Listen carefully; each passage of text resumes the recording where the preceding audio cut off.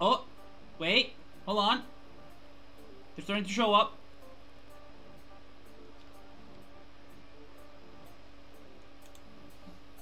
Okay, Mina's the only one left.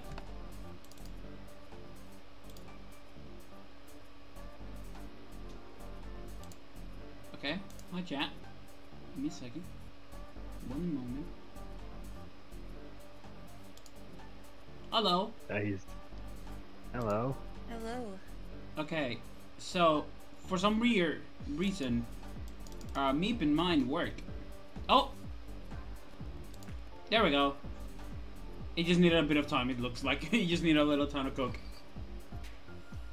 Hello. Okay, there I am. Yeah.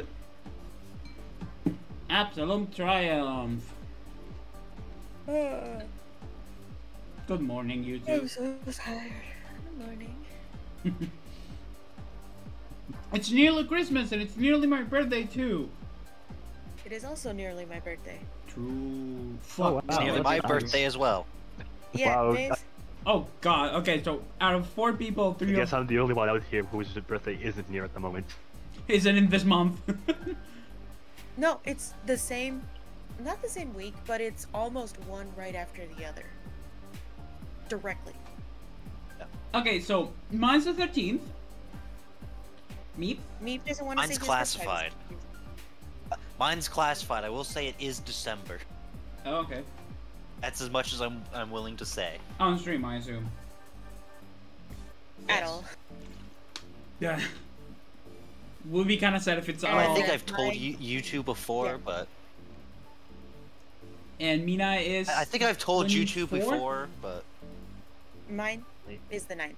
Not. Oh my god! It's the day after my grandma's birthday. Yeah. I'm in the And middle then of. I'm in the middle of Dreamcast while that happens. Oh yeah! By the way, chat. my mother and I have our birthdays usually in the same week. I mean, my mother and my birthdays is literally the same day. One of guess my birthdays are cousins. First. So My okay. friend Disney's birthday was yesterday. Oh.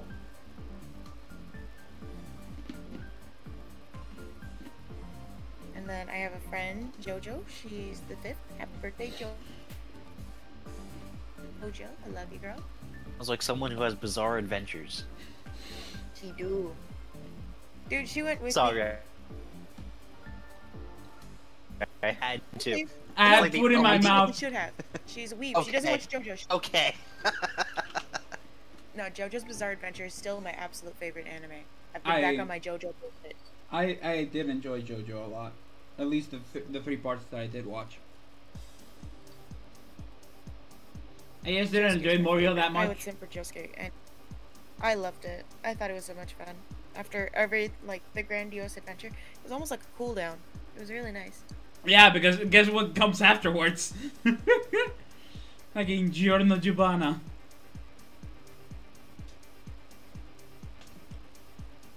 But yeah, I still need to finish it. Giorno. how has your weeks been going? It's been alright. I apologize for taking an extra 30 minutes to It's start the alright. I've had Roomba. a pretty good week all the way around. It's cool. Good. At least you two got to wake get and be less groggy waking up. No, True. I'm groggy regardless. I've been working on commissions over the Oh. weekend. Pretty late. Yay, commissions. Yeah. I, Also, I, go ahead. I was up late because I've got, of my 4 classes I have that have like finals and whatnot, 3 of them have PowerPoint presentations I need to make. Oh, Bruh. pain. Bruh. Now the thing is, Mm-hmm. I am good at making PowerPoint presentations. I know how to make them and make them well. The problem is, one of the classes, the the way I'm pretty sure it's gonna be rated, I have to make it death by PowerPoint, which is annoying. Another one of the classes is a group presentation. Oh no! Oh no. The thing is that I feel really bad is like we divvied up who does what through some miscommunication. I've somehow ended up with none of the slides. Oh? Somehow. So, luckily, I do have things to do because one of the people in my class is an older lady whose computer is actively dying on her.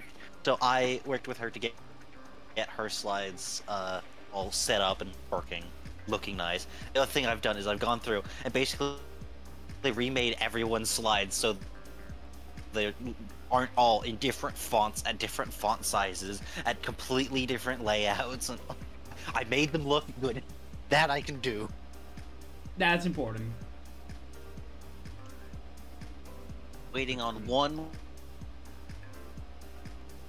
more person to finish up the last of their slides so I can go through and put the slide transitions on everything. As for how my week went, Jimmy, well, you were mostly present, but regarding the rest, kind of slow. I did have a bowling event, I think Tuesday, True. which was really fun. He did go bowling. Oh, That was pretty... heckin' bowling!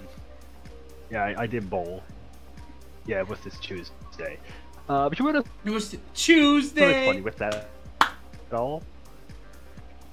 We only had time to throw in total 6 frames, or 7, not too sure. But we couldn't finish one game. At the start, the very first frame, I missed both of my balls. You know, just go gutter twice. Well, that sucks. Well, then frame 2 comes around. Strike. I just had to warm up a little. Sounds like it, yeah. Nice. For me, weeks... I think Sorry, continue, me. honestly, I just remembered, like, the most interesting thing that happened, like, this entire week is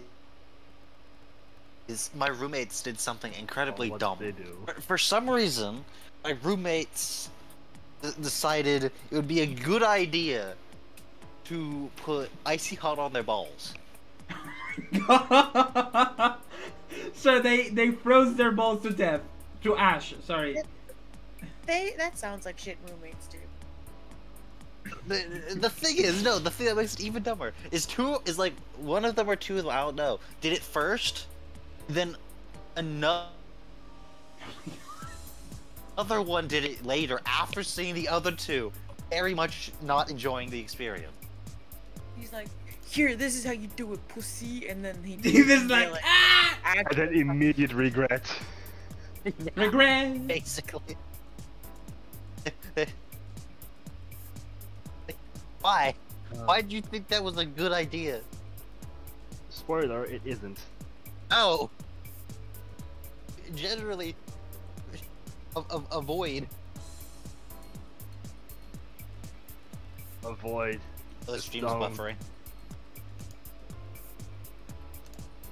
No, it's back. going It's fine. It's going fine on my end. I think that was your computer Fine. then. It's my end, okay. So, Alright.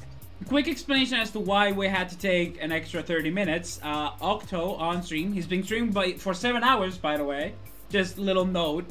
Little side note. He's been streaming for fucking 7 hours. Madman.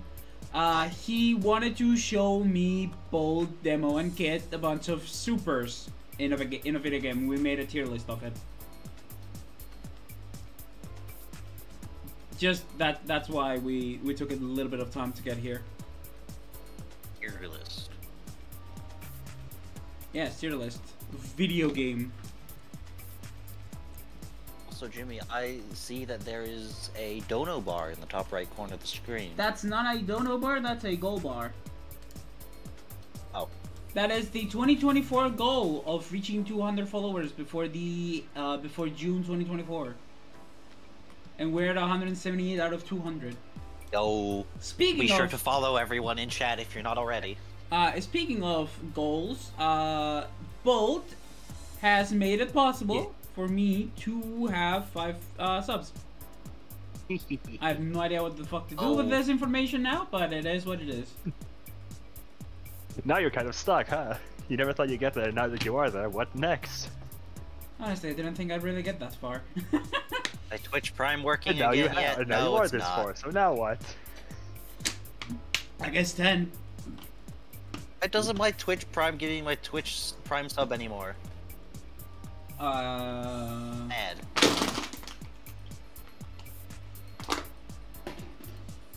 So, Anyway. after this little recap of everyone's weeks, because my week has been doing fine. My mom's kind of sick, so we've been doing our things right now. She's currently resting in bed. How about we go to talk about both Gaben, Some Court. of the events of the week? Events of the week. Wait, hold on. Before Gaben that. in Court. Yeah, Gaben in Court. That Gaben. Man who cannot create a video game with a number 3 in its title. Yes.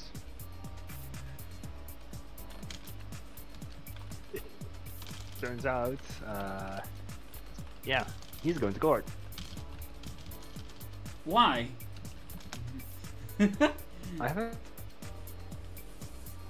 really read too much on it, but yeah.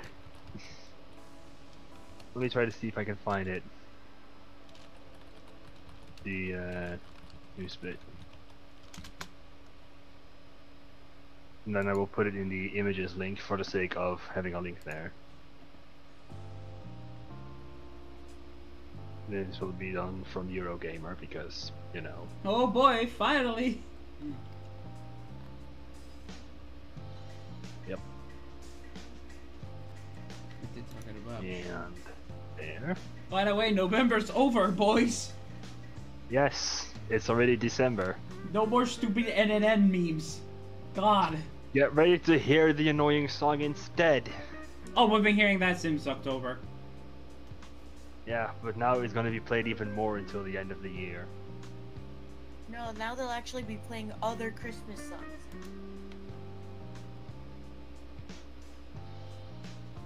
Anywho, I did send the link over in images, so if you can /1 to there, you can give it a read. Okay, I'll be on it. But what?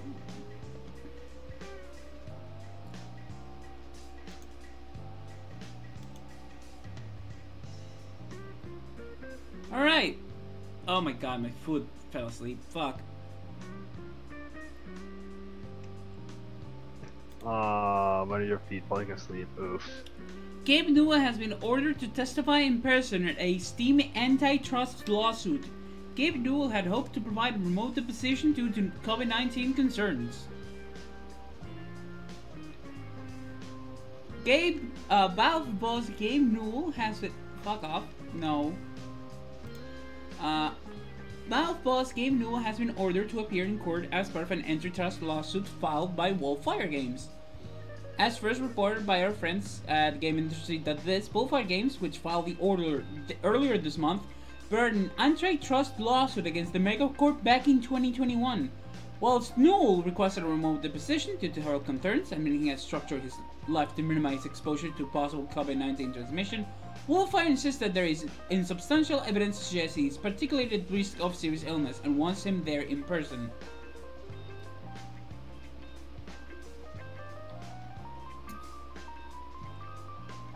Wolfire Game has taken umbrage with the fact that Valve staked 30% of wholesales on its PC platform, saying Valve is using its market dominance to take an externally high cut from nearly every sale that passes through its store, which exploits publishers and consumers alike. That sounds stupid.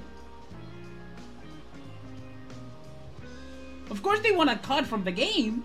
They're the ones that let you sell your games.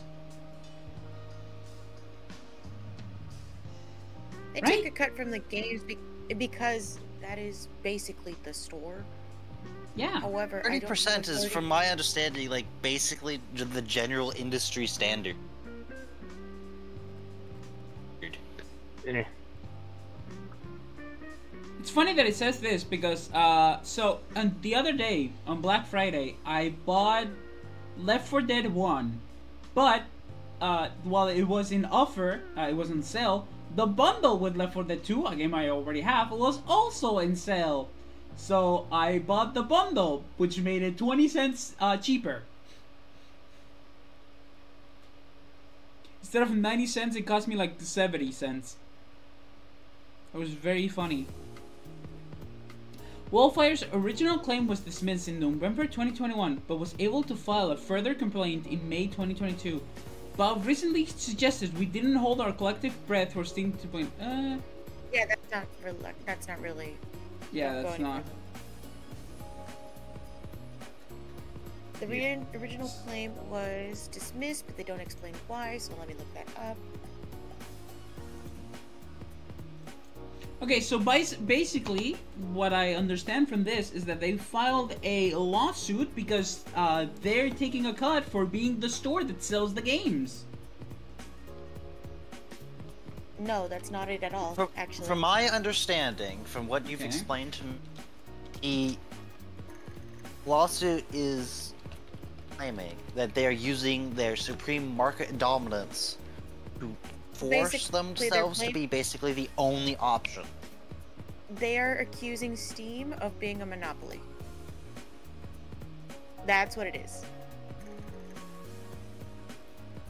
They're accusing Steam of being a monopoly because most of the games that are sold on PC are usually bought via Steam, and nothing else can really come to that. Although I really doubt that it's going to go through because we have things like Game Jolt and the Epic Game Store. Yeah, I was going to say Epic Game Store, Game Yeah, Jolt. no, Steam is not a monopoly. It is not a monopoly, but they're blaming it of being the dominant thing and crushing all of the other, what's the word? All the other vendors. Competition. Because they take all the competition because it has that 30% cut with people who want to sell in the Steam store. Oh, that's ridiculous. Yep. Yes. They have been advertising this they are lawsuit. not. It is not anti-competitive, so it's not a monopoly. It's not anti-competitive. Therefore, antitrust law does not apply in this case. My understanding of it. I'm not a law student. I'm a criminal justice student. Yeah, I am also not a law student. I just like the criminal justice system. ARS Technica says Steam's 30% fee is commensurate with value to game publishers. Judge dismisses Steam antitrust case for lack of actual support. This was back in the 2021 case. And I've been seeing ads for joining this particular lawsuit since November of last year.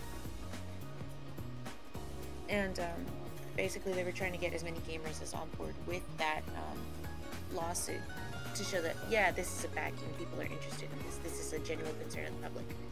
Try to, like, show legitimacy for the case. So back in 2021, a federal judge accepted Valve's motion to dismiss an antitrust lawsuit against the company's Steam store and platform, saying that the plaintiff, Fire Games, failed to publish the basic facts necessary to sustain the case going forward.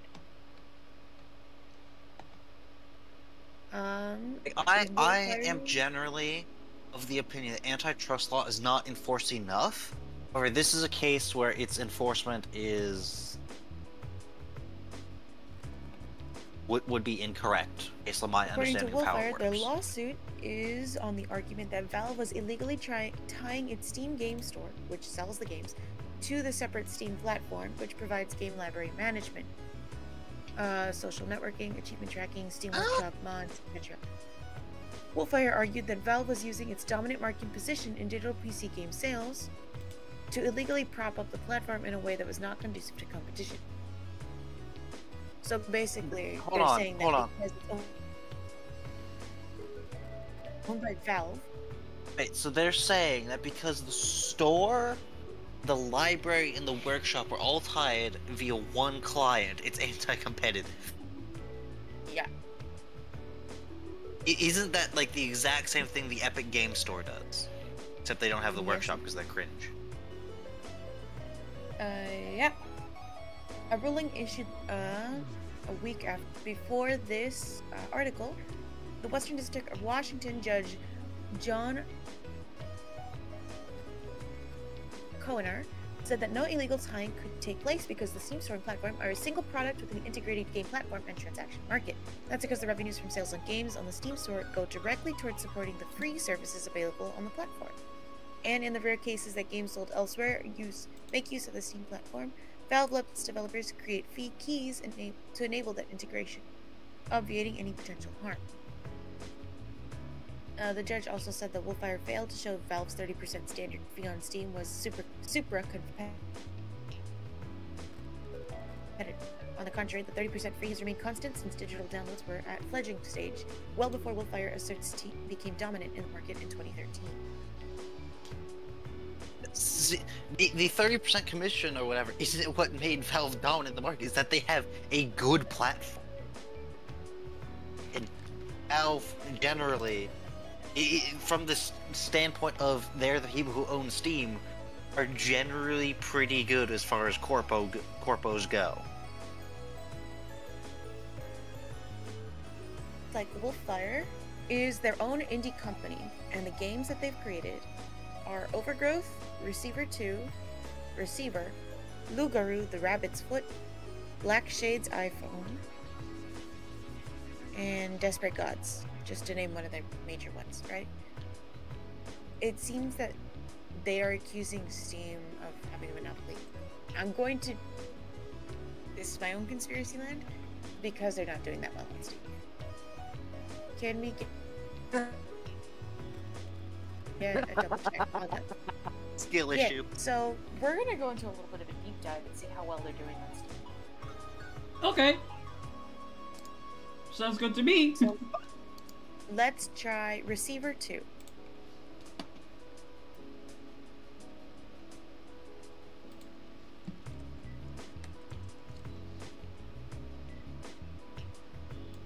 How do you spell that?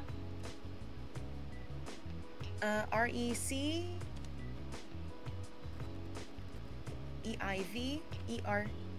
like the number 2.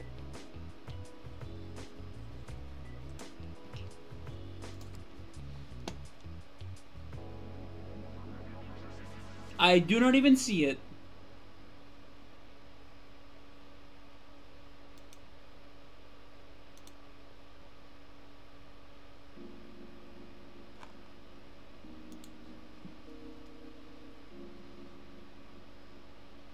See it as our Receiver 2. Oh, okay, so Receiver 2. Okay, there we go. Is here. General mature content. Receiver 2 has detailed simulations of real firearms and themes of mental illness and self-harm. So on my page, it is blocked because of my personal preferences, because I prefer not to have. Fair enough. You know, that kind of stuff on the page. Receiver, the original. Oh boy. It's $5 on the Steam Game Store, and they have DLC for another $4. It is not that hard to find, but I'm gonna share my screen real quick. It has positive reviews. 86% of all the reviews are positive.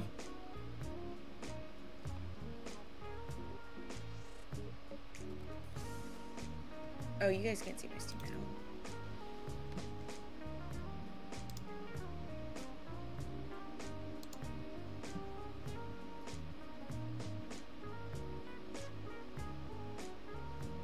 Can you let me know if you see it? See it. I'll give them this. The design of their logo is very cool. I like how they've integrated the still into the letter R. Creative. And I just realized it's a pun because a receiver is a part of a gun. Yeah.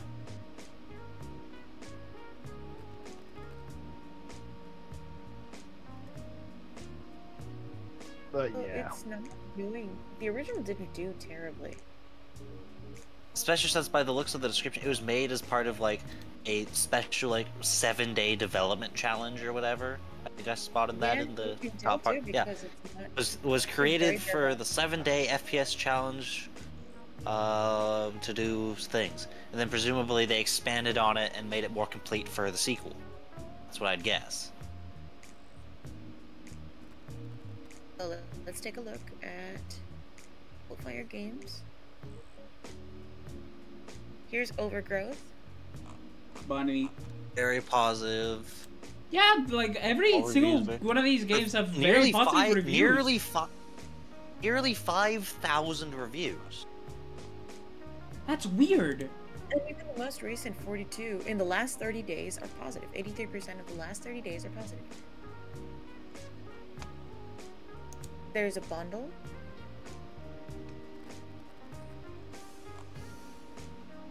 Playing as a ninja rabbit, apparently. Receiver 2 is a big step up from the original. Oh yeah. 1984 I logo thing or whatever. They also have the soundtrack on for sale. Or wait, this was released. Oh yeah, in you could just 2020. tell. That's They had a more lot. than 7 days to do it. Yeah. all reviews. 2. It's Yeah, not only so 2 that reviews would be though. strange considering how popular were they were with the original. Actually, no, wait, no. This is specifically right here. What you see here. This is specifically the soundtrack. That's why it has only 2 reviews. It's not the base Yeah. game. The receiver 2 itself has 2,230, and 91% of them are very positive. Here it is. Yeah. Again, also released Yeah. in 2020.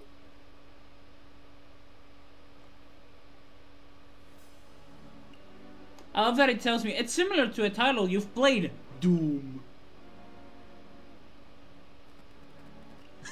Like Doom 2016 Doom. Because I have Okay, Doom I did- 2016.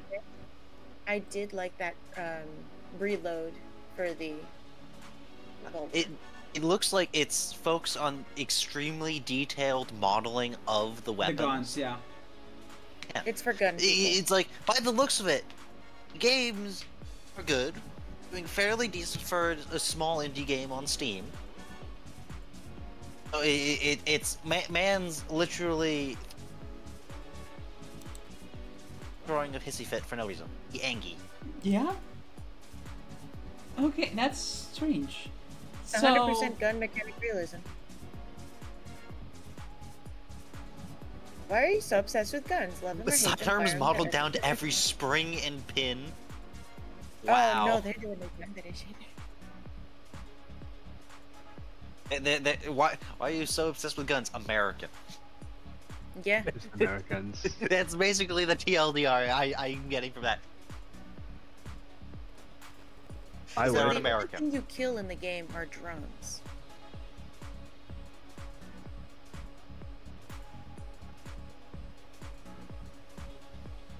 It is a single player experience, it's no multiplayer VR.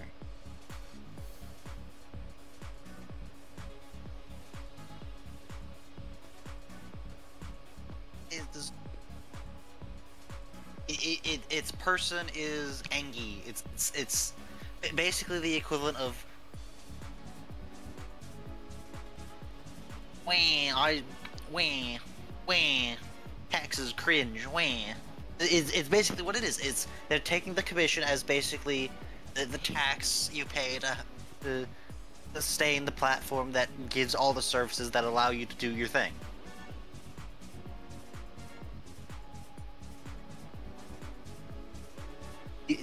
Steam maintains the infrastructure, and they take a bit off the top of your sales so they can afford to maintain the infrastructure.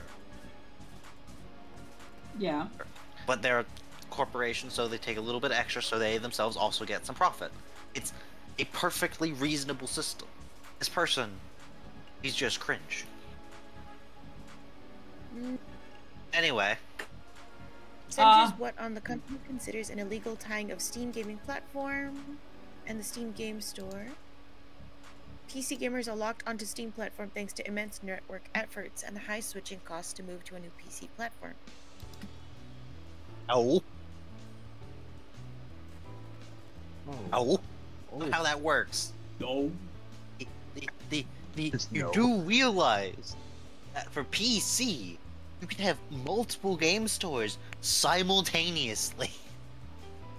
Nah. I'm not a developer, So I don't know if there's like, there's probably not, right? Like you need to pay like a special fee in order to be on multiple platforms, or is there like a contract that says you only work on one? Some platforms might have like an exclusivity contract, but generally,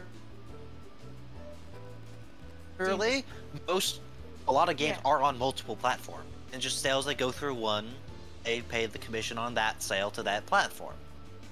Like, I don't know. It's like there's the Epic Game Store, there's the Steam Store, there's the Microsoft Game Store. If you're gonna antitrust anyone, Microsoft makes nearly all personal computer operating systems. Tizen, they've got their inbuilt browser that they want everyone to use, but no one does. They've got their own game store. They're one of the big console manufacturers. No one cares. Care because they don't sell on the Microsoft store. Yeah, no. Anyway, moving on from those idiots to some different idiots. Gay furry hackers breach a U.S. nuclear lab and they have demands. I took a little bit of a read. So, a group of self-described gay furry hackers have hacked one of the biggest nuclear labs in the U.S. and they have a very specific demand. Idaho National Laboratory, INL, one of the largest nuclear labs in the United States, has confirmed they were hacked by SiegeSec, a group of self-described gay furry hackers. On Monday, November 20th, Idaho National Laboratory determined that it was the target of a cybersecurity data breach in a federally approved vendor system outside the lab that supports INL Cloud Human Resource Services. With the company taking immediate action to protect thousands of records of users and employee data, SiegeSec revealed their bizarre demands in exchange for keeping the stolen data private.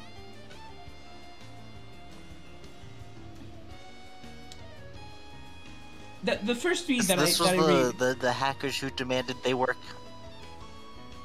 Their demands, if I remember right, was they want them to make IRL cat girls? Yes. First tweet that I read.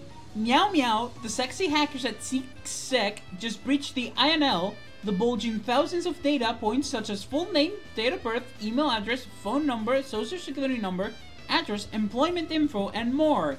Colon 3, sorry. Claiming to have access to employees and users' phone... They're doing the face. Yeah, the cat face. Yeah. Claiming to have access to employees and users' full names, birth dates, home addresses, phone numbers, social, and lots more, SiegeSec revealed their desired ransom wasn't conventional money. We're willing to make a deal with INL, SiegeSec wrote in their announcement to the breach. If they research creating IRL cat girls, we will take down this post.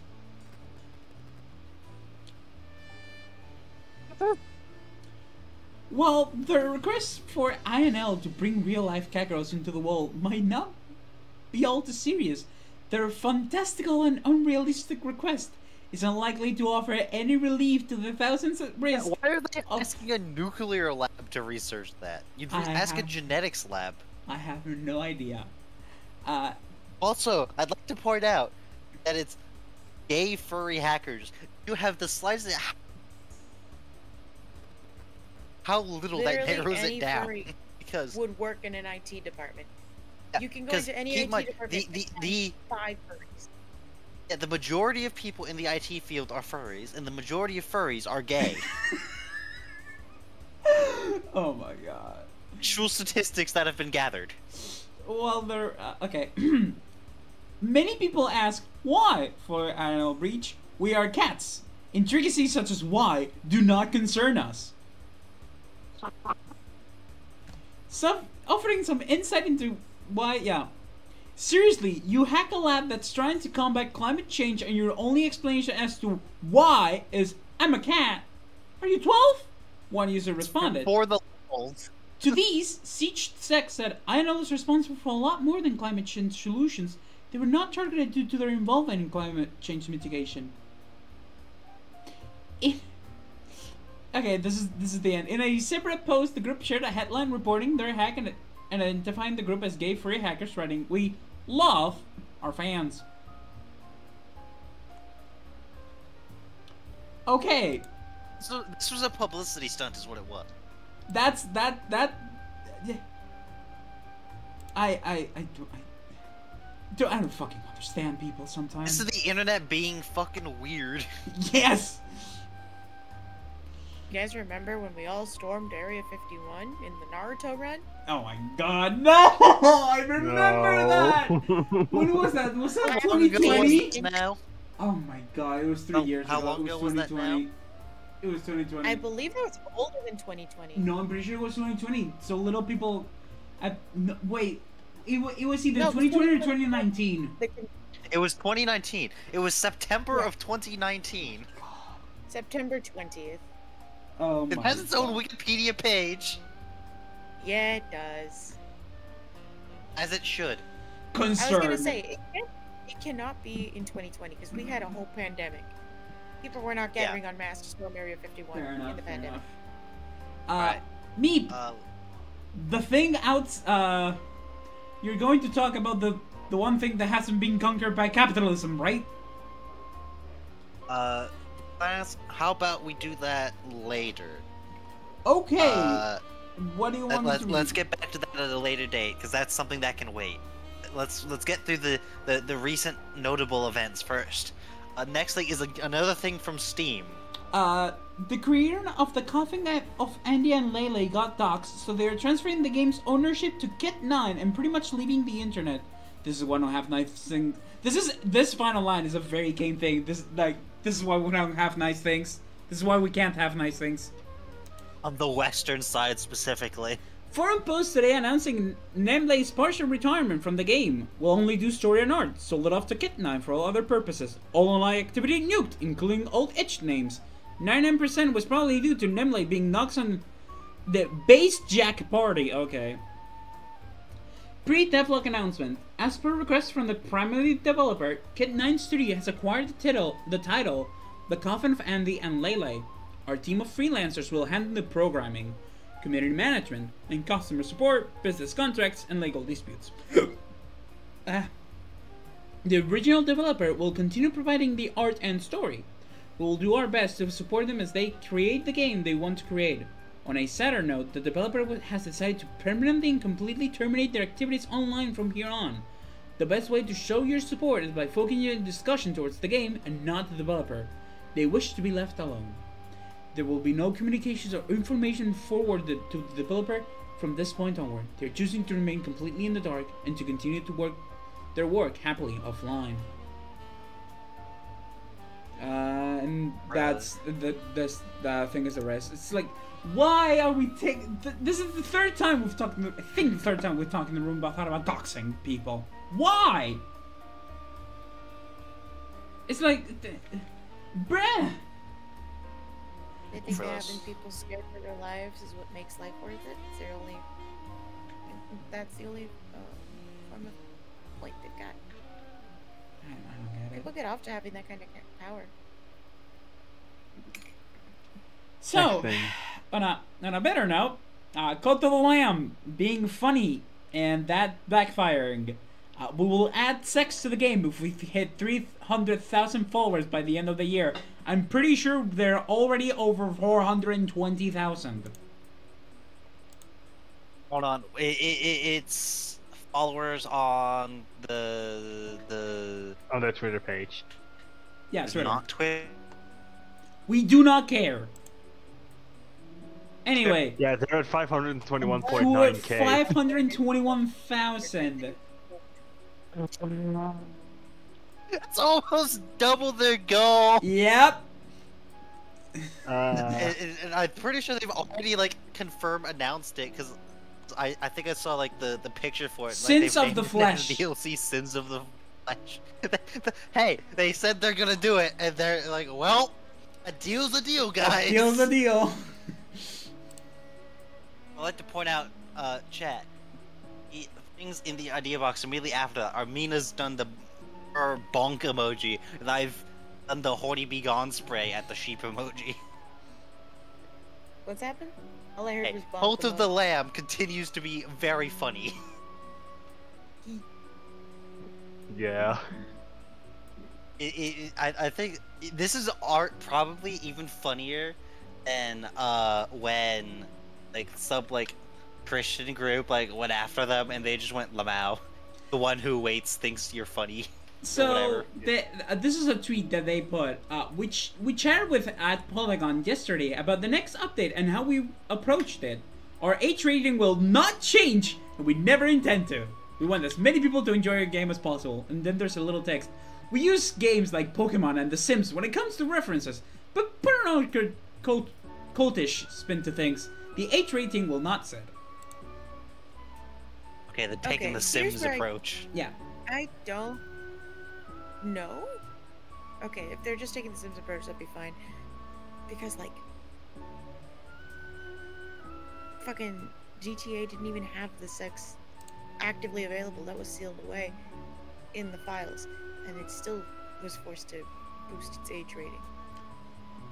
So I'm going to the. Now, you know what's the pinnacle of age rating boost thing? Apparently, like one of the Halo games had like a modding only like crash result that someone thought the extension was funny.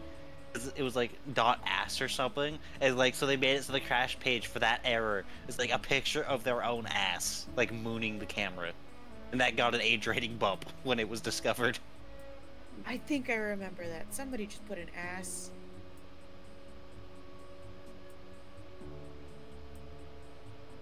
It's these you have to be careful with this kind of thing, obviously, but at the same time, it's funny. Anyway, I don't really know what else to say about Cult of the Lamb other than the picture used in the thing you sent to Jimmy is so cursed. That is such a cursed picture. So, I went to the Polygon page. Yes, the rumors are true. The team behind the roguelike management sim Cult of the Lamb is adding sex to the game. It started on Tuesday when the developers issued a challenge to fans. If the game's Twitter account hit 300,000 followers, they would add sex to the game. Well, clearly an act of divine intervention, but the account gained more than 113,000 followers within 2 days. In This is 2 on the days, Nintendo the Switch. internet is 2 the chief of being days. down bad. The internet heard the naughties and was like, is. They really just went, oh.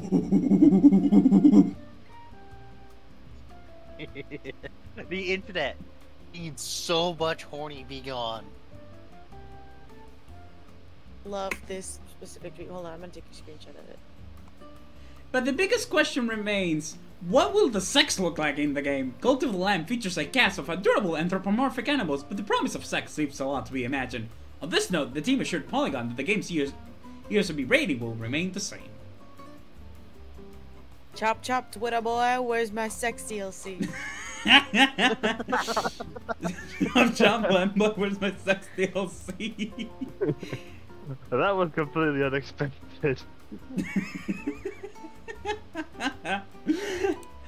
Oh, I love how companies and especially indie developers are taking things Yeah. on Twitter so funny. Speaking of indie games, Among Us. Gus. Among Us is celebrating a gigantic cosmic cube with a lot of indie games featuring things like Undertale, Hat in Time, Untitled Goose Game, Celeste, Castle Crashers, Bolt. One of the games is one My you God. really much like.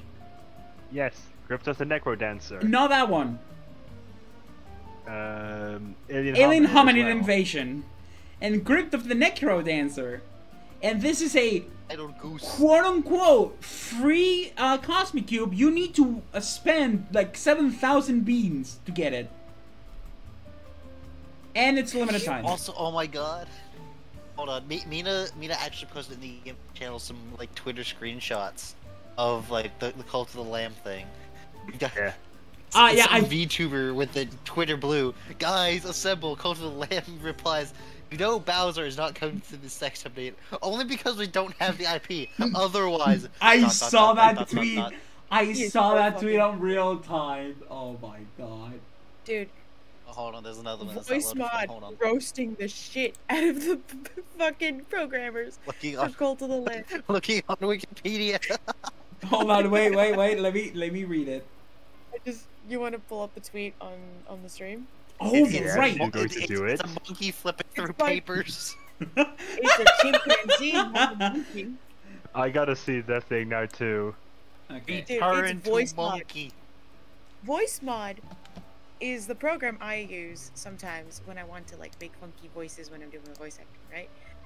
The fact you have developers, my guy. Hey, It's Mina. One of the jokes one of my IT professors told in class was, you know how you can identify a sociable computer science IT professional? When they're explaining something to you, they'll look at your shoes instead of theirs. Fair enough. Programmers and IT people of any kind have no bitches. Unless they're furries. Unless they're the gay furries. Hold on, somebody roasted back.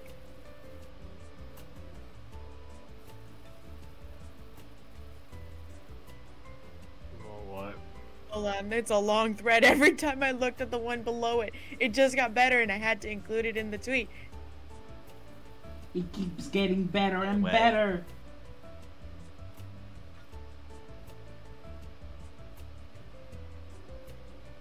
I don't know how you can see the thread, that's annoying. Anyways, Okay. do we have more Among Us, or I mean, Yeah, we were gonna go. your programmers looking on Wikipedia how to code? What programmers, furries that in your basement, which you remembered to feed? You fed them, right? Furries need food. I thought they drink tears and eat sadness. shit, they figured They this out. figured us out. Congratulations on the set.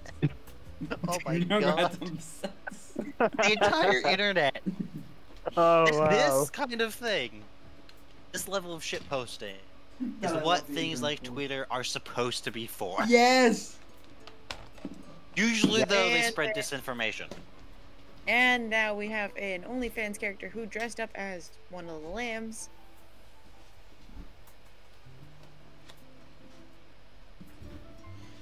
Now, here's the real thing, though. If the game came out earlier, where's the funny make fun of people for calling people or doing like masking and whatever during COVID?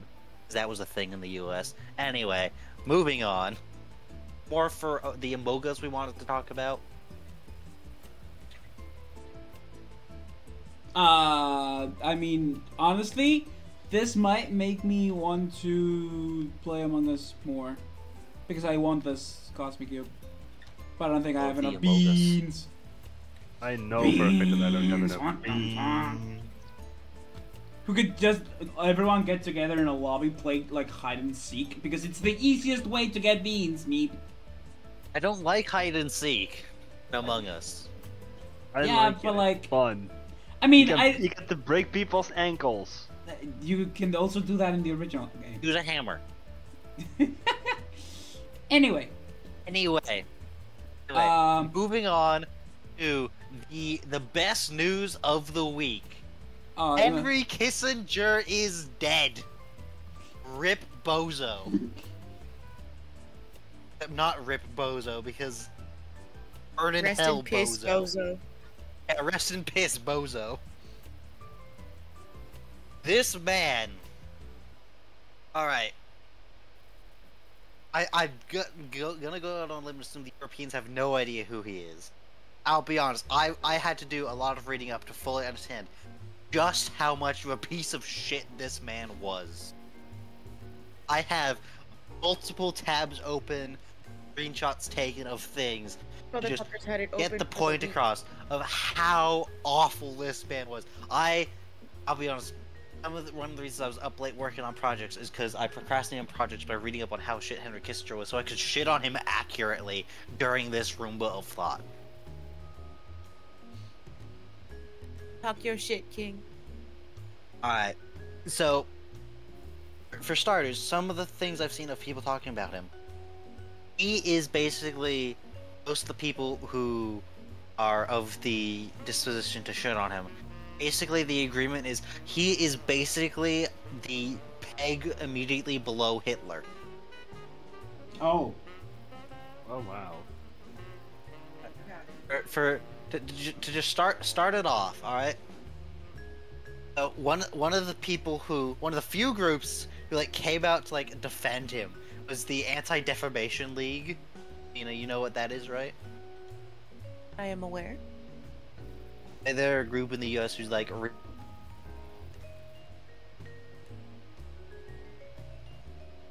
Shit, let me put up for you guys too. Oh. Is Discord working? Here you now. Yeah, you're good. Jimmy Bolt, hello? Yeah, I'm here. I'm listening. Alright. Making sure. Alright. So, the Anti-Defamation is basically going on about how great he is, to which the Twitter users, the readers added context they thought people might know. So, the thing to keep in mind, for like context of one of the reasons he is particularly noted for being an asshole, is he was born in 1920s Germany. Okay? Okay. He was born Jewish in 1920s Germany and fled in the early days of that regime. Readers added context they thought people might want to know. During a meeting of the Washington Special Actions Group, Henry Kissinger said, quote, "If it were not for the accident of my birth, I would be anti-Semitic."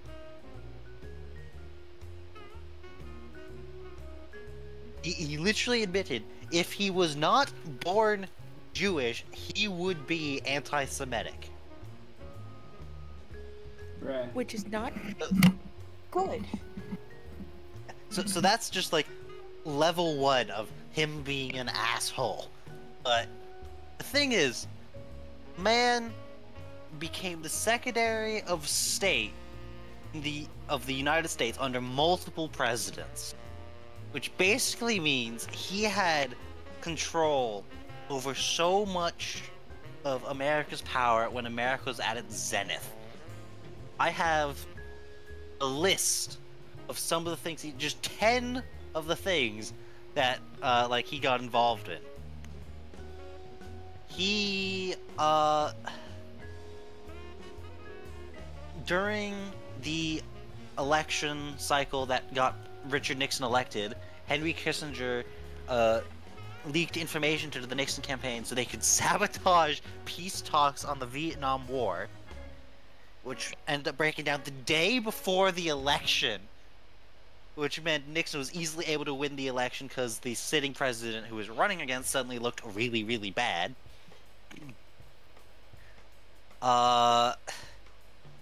Which also, the reason he was able to do that is the Kissinger changed sides of which person he was gonna serve. He basically prolonged the war, which he then later go on to win a...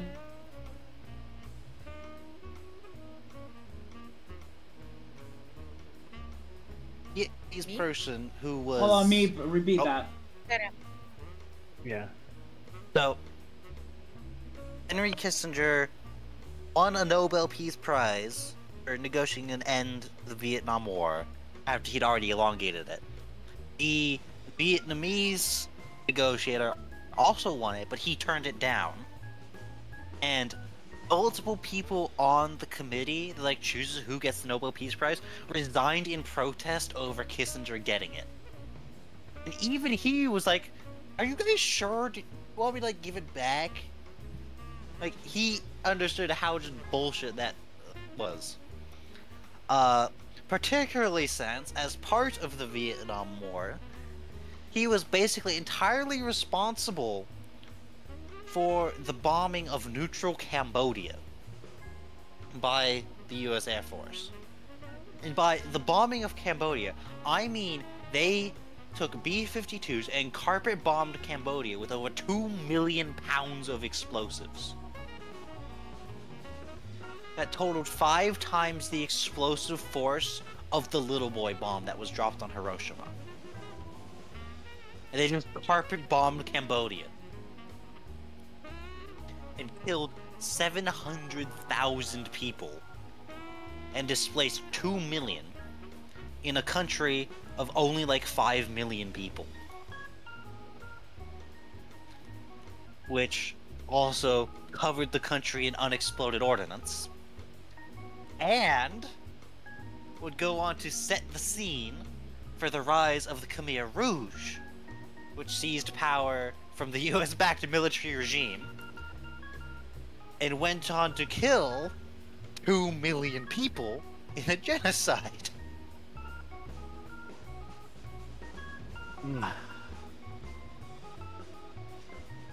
Which to this day people still exploded ordnance in the country, which has led to the quote, which I think I put in Mina's server at one point. I'd have access to it. But once you have been to Cambodia, you will never stop wanting to beat Henry Kissinger to death with your bare hands. Attributed to Anthony Bourdain. I'll go back to the tab that I had that in. Bangladesh. In 1970s, Bengali nationalists in what was then known as East Pakistan won elections. Fearing a loss of control, the military government in West Pakistan launched a murderous crackdown. Kissinger and Nixon stood staunchly behind the slaughter, choosing not to warn the generals to hold back. Motivated by Pakistan's usefulness as a counterweight to China and a Soviet-leaning India. Kissinger was unmoved by the killing of 300,000 to 3 million people. Captured in a secret recording, he voiced disdain for people who, quote, bleed for, quote, dying Bengalis. Like, oh my god. Chile. Nixon and Kissinger disapproved of the nation's leader, a self-proclaimed Marxist, who was democratically elected as Chile's president in 1970. Over the ensuing 3 years, they invested millions of dollars into fomenting a coup. The CIA chief told a secret hearing in 1974. Blah blah blah. The U.S. government spent $11 million to, quote, destabilize the government, including $1.5 million that the CIA funneled into a single newspaper, which was opposed to the president. CIA operatives also forged links with the Chilean military. In 1973, a general came to power in a military coup. During his 17-year-long rule, more than 3,000 people were disappeared or killed, and tens of thousands of opponents were imprisoned. As Kissinger told Nixon, quote, "We didn't do it, I mean, we helped them." More than 3 decades after that dictator was forcefully forced out of office, Chile is still grappling with the former dictator's US-enabled legacy.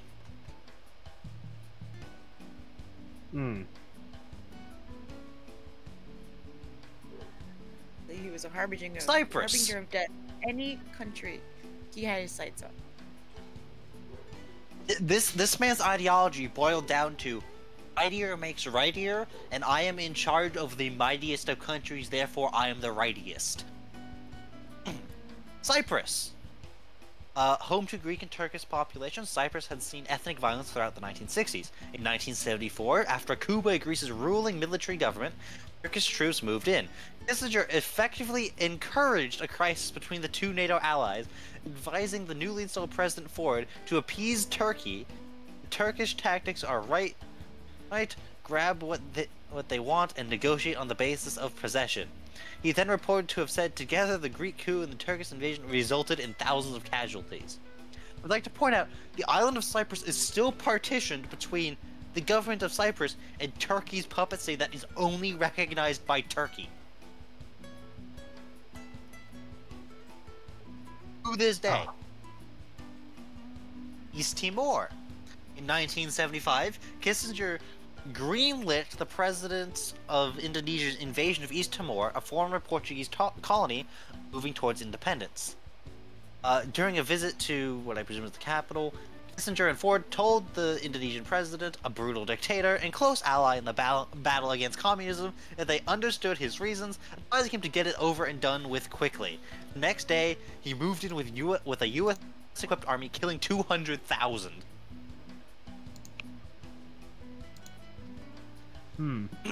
Israel. When the October War in 1973 broke out, when a coalition of Arab nations led by Egypt and Syria attacked Israel, Kissinger led Nixon administration's response, pushed back against the Pentagon's attempt to delay shipments of arms to Israel, rushing through the weapons that helped the Israeli army reverse early losses and reach within 100 kilometers of Cairo. A ceasefire followed. Blah blah blah. Credited with paving the way for eventual signing of the Camp David Accords in 1978. By then, Kissinger was out of office, but in 1981, explained that the heart of his diplomacy in the Middle East was a simple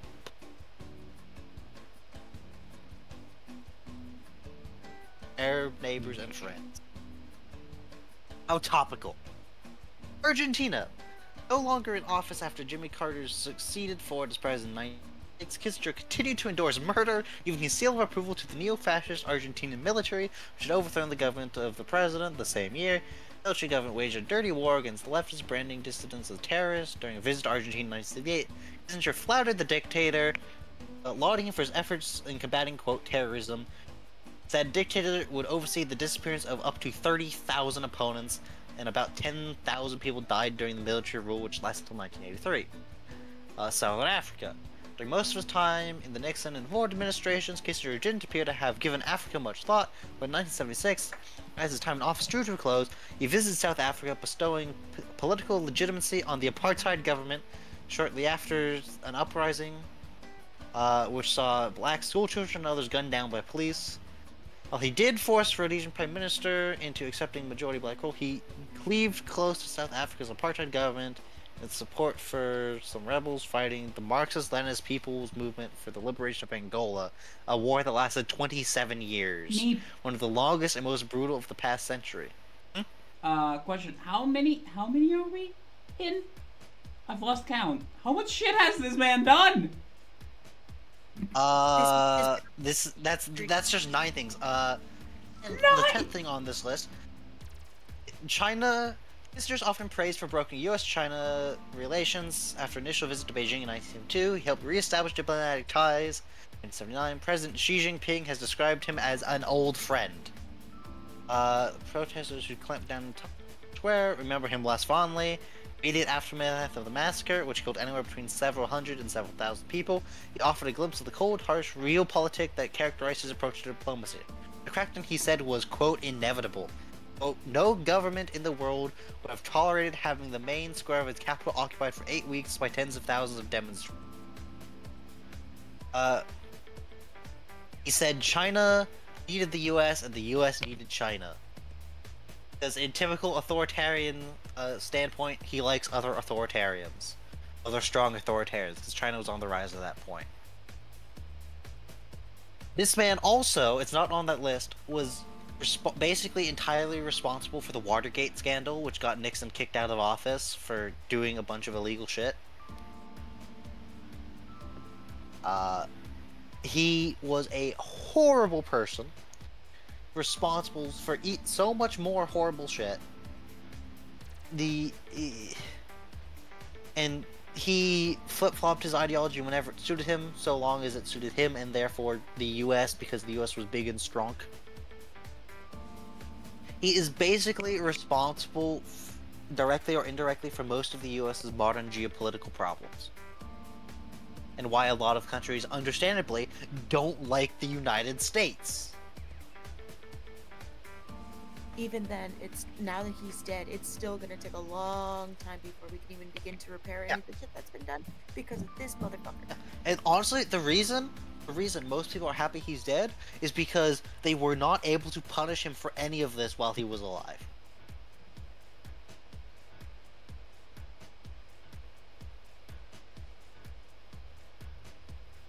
Jesus fucking hell. Not only did he get away with all this crap that he did, basically scot-free, the nearly every U.S. politician since has praised him. About the only notable U.S. politician I'm aware of in recent history who has spoke ill of him was Bernie Sanders.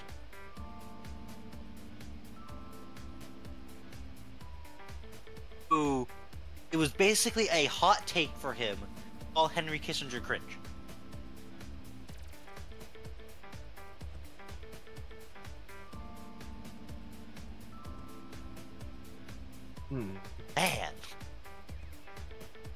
Man. Evil. Like, he bypassed Congress on so many things to cause so much just pain and suffering around the world. Just... And some people still, like, praise him because, oh, it was the Cold War and everything needs to be focused on combating the Soviet Union. This man actively made the Cold War worse. Yeah. Actively made it worse. He actively extended what is generally, like, the least popular military campaign the US has ever done among the US population, which is Vietnam. I'm pretty sure Vietnam is less popular among the US population than Afghanistan. Like, he wasn't in office for the time, but I'm pretty sure he would have got very highly and the US going into Iraq, like, in search of frickin' WNDs that don't exist, securing oil. He would have thought that was a brilliant idea. If he was in power, he probably would have had it happen even sooner. Like, this man, awful, awful scum of a man. That thing. He was awful. It's just in piss bozo. The internet clowned on him so hard. Like, one of the things that was an ongoing thing, if I don't know if you saw it, but have you seen any time, like, some notable figure died who was, like, vaguely popular? The meme was the death in the claw game machine, being like, is Kissinger even in this thing?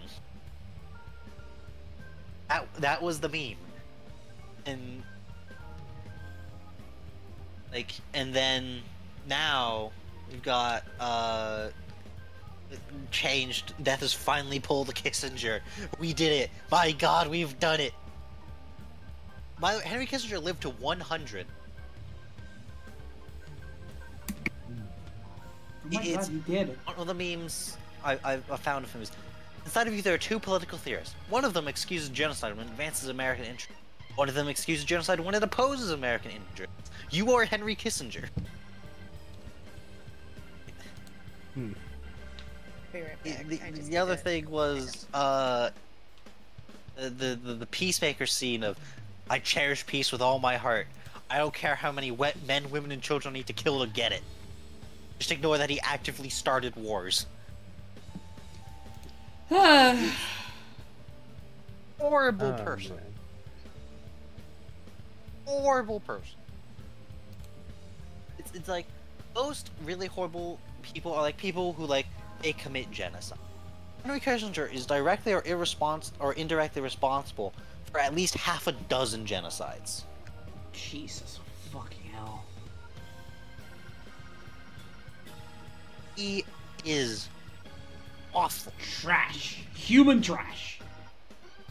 Human trash. Trash. Human trash.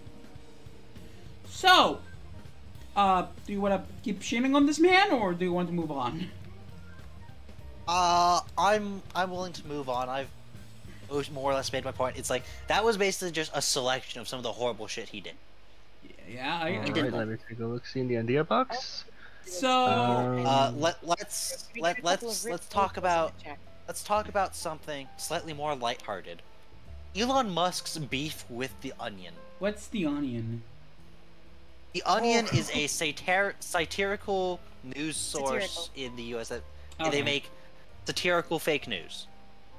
They are Making fun responsible of for stuff. that one when the mantis shrimp was popular for a hot minute. They're the ones that did that. There's an entire subreddit dedicated to people who mistake the Onion for real news called r/8theonion. It's hilarious. I'm pretty sure they at one point did a dihydrogen monoxide one. They've done a whole bunch of stuff. Basically, they make fun of the government via news. And one of the running gags is they keep being cursed with the gift of prophecy. Like, I think one of their articles they did once was Onion struggling to make up news more ridiculous than real life.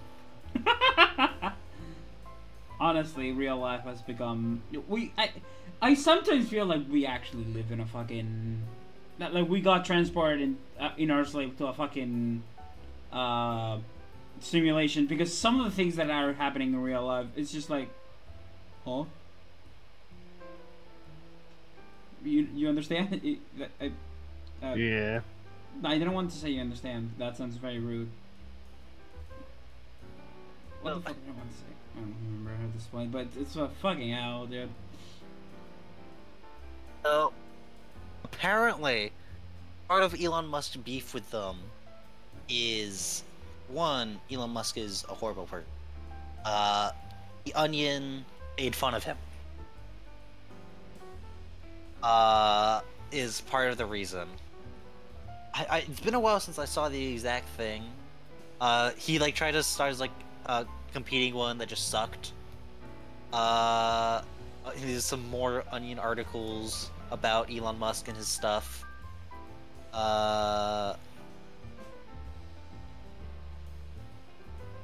The forget exactly what it was, because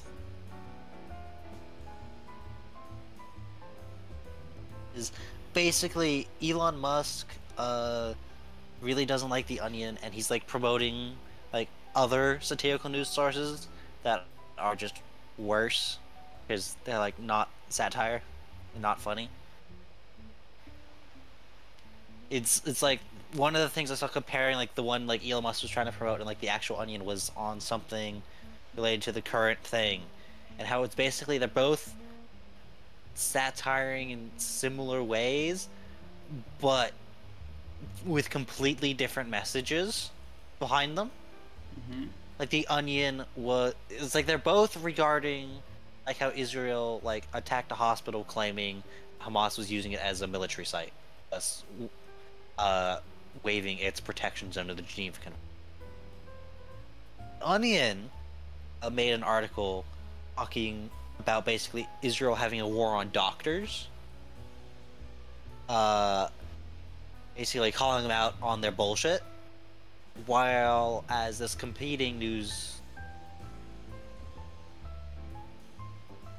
basically saying that all the weapons caches they found there were medicinal. Hamas said they were medicinal, basically, is what the other satirical news source was saying. It's like, so basically, Onion's saying, yo, attacking hospitals is cringe. Meanwhile, this other one's saying, yo, this is fine because Hamas is doing horrible things there and it was justified. It's like, one of them's, they're completely different messaging behind it. Of the Onion like using satire to make fun of people in power for being shit, while the other one that Elon Musk's promoting is like, they cool. Because Elon Musk is a horrible person who has no. They, like, apparently offered to like buy the Onion because they were saying mean things about him online, like he did Twitter. It's like, I don't want to cure cancer. I want to ban people who make fun of me on Twitter. It's always the people with the thinnest fucking skin that gets money. Yeah. It basically, Elon Musk has really thin skin, is what I remember about it. Let's see how many Onion articles there are on Elon Musk.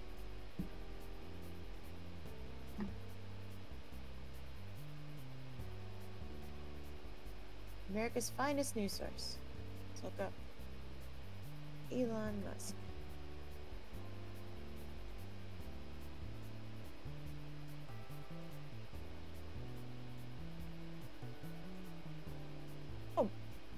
Here's one that was published yesterday.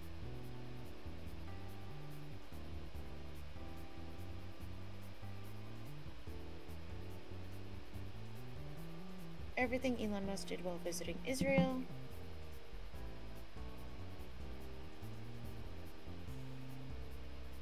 Elon revealed that he was under the assumption that the procedure where he was free if he visited Israel. So asked if he could get a circumcision. Called Netanyahu Bobo. Close enough.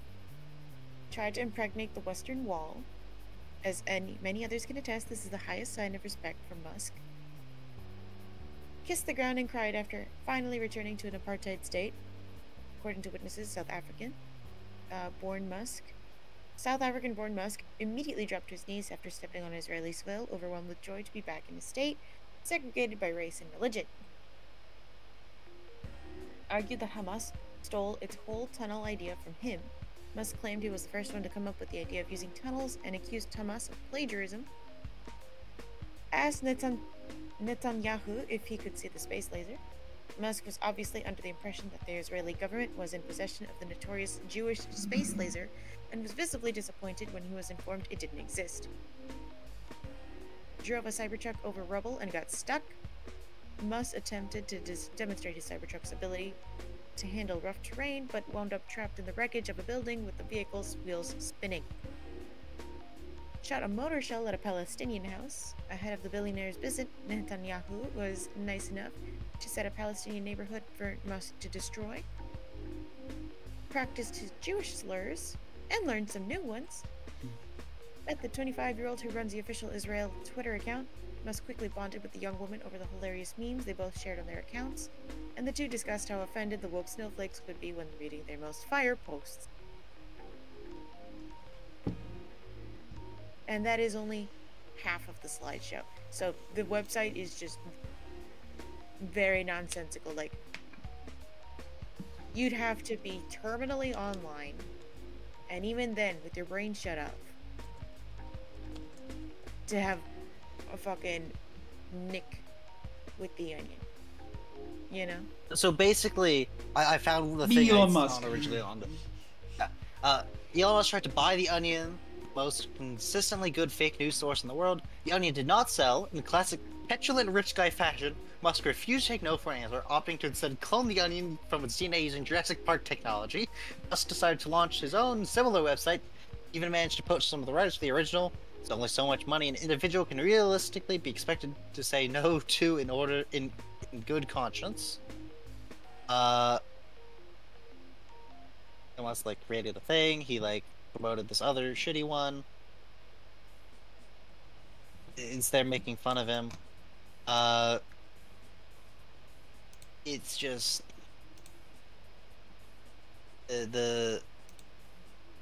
Elon Musk has beef with The Onion. It's basically the same reason he has beef with Wikipedia. They made fun of him, basically. Except Wikipedia is making fun of him was they posted things that actually happened, and Elon Musk doesn't like history because it makes him look bad.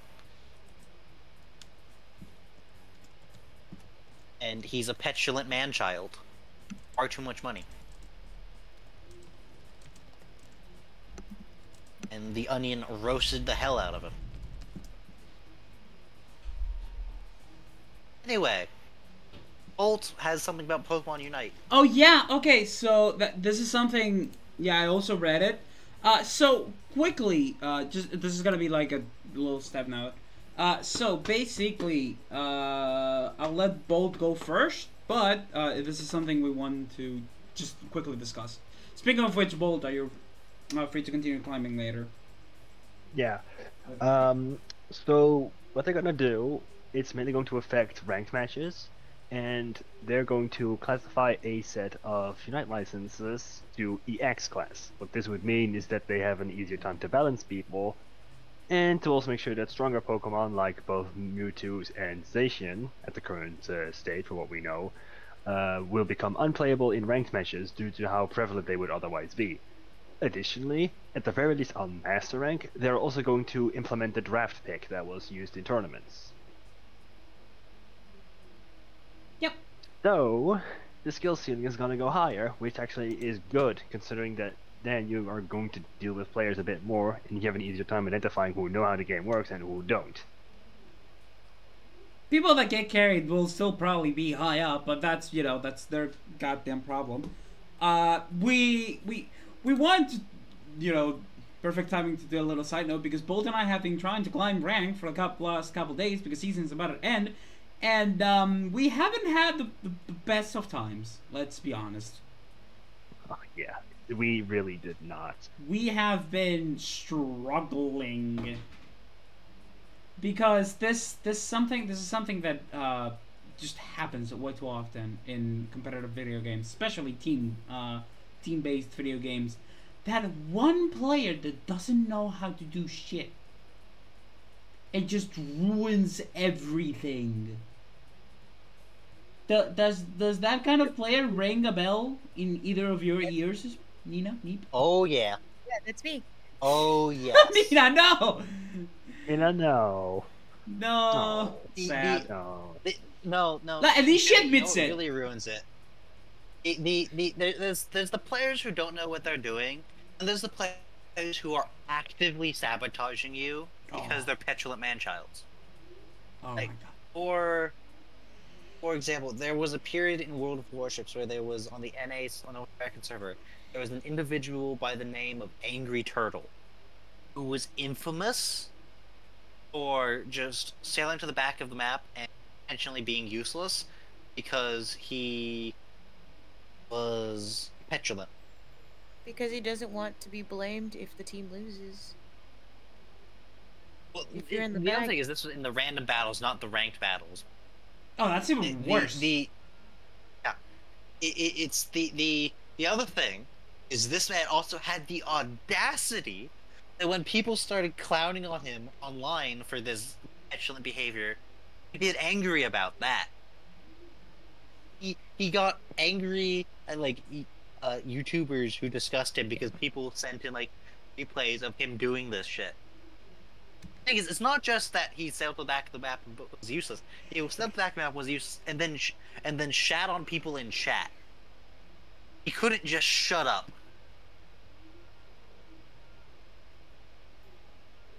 Bruh. Okay, you know something else as well. This is something that we see, Bolt and I, we see this too much. Players that don't know what they do, but they think they're hot shit. Yep. Dunning-Kruger curve. For example, the other day, we were both one game away from getting to master rank, so that's a good start. That's a great start, thanks. And then we went on a 4-game losing streak. Yeah, four-game losing streak because I went back to Vet 2, to Ultra 2. And 3 of those games featured a gold ribbon Sylveon that did nothing but not share in a in a how are these games called again? MOBA? Yeah, multiplayer online battle arena. Yeah. In a MOBA where you need to cooperate and have everyone at similar levels except jungler, but that's kind of his point. He needs to be high level to move the tide of battle, and die a lot, like a lot. It's Jimmy, like in World of Warships, the general consensus is the ranked mode in it. Nobody cares about the ranked mode. Basically, everyone's come to the conclusion it's not a test of skill; it's a test of patience. Yes. Yeah. How long That much are you it is. How long are you willing to put up with the bullshit that is the World of Warships player base? Who, unless I'm mistaken, last I checked, the average win rate of World of Warships players on the North American server 45%. 46%. Wow, was I close? I said 45. It's actually hold on. I think I can actually check. Oh wow. What the current thing is. Yeah. Just global. General page. Let's see.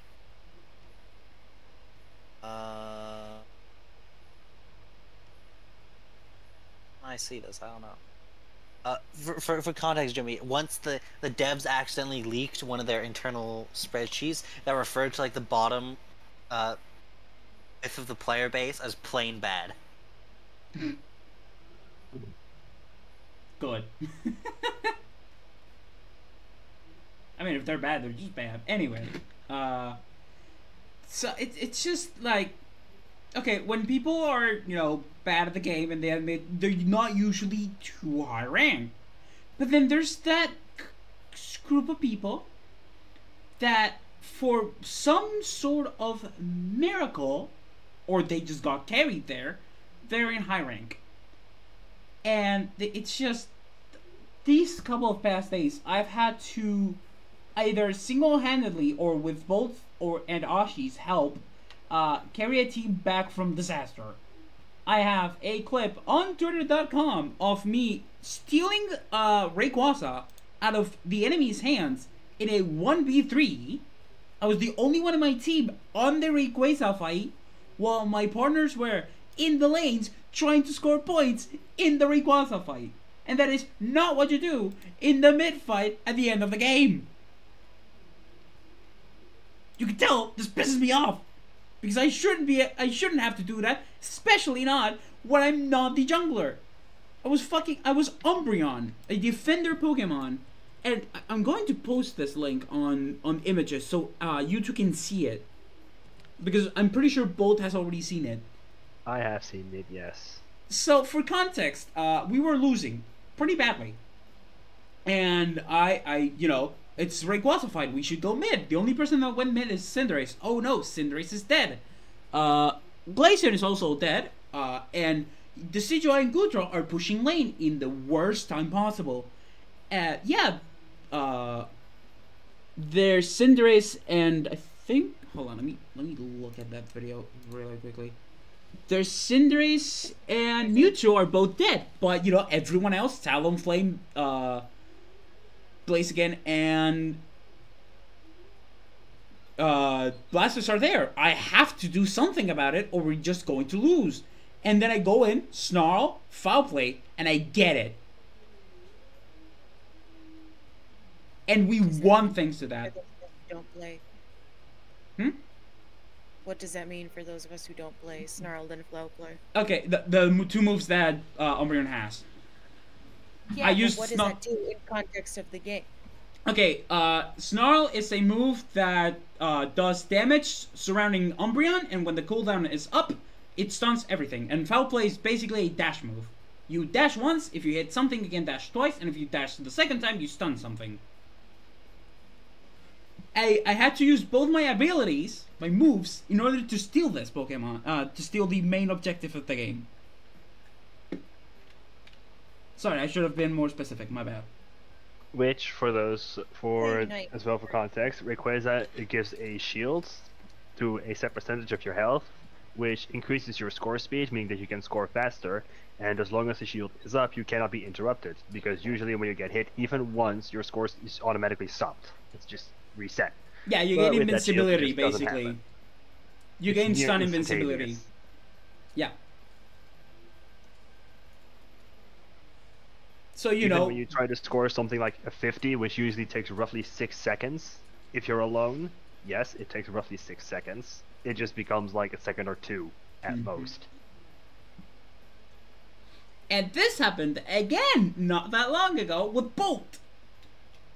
Was it with you, or was it with you and Ashi? I think it was with both myself. I think and it was only you though. But it's also on Twitter because I also posted that, I think. If not, I don't know. But yeah, a similar situation. Rayquaza fight. Most of our teammates are dead. I'm the only one in the middle with Goodra. I think. Okay, hold on. Let me see if I can find it. If not, I'll just. Twitter.com.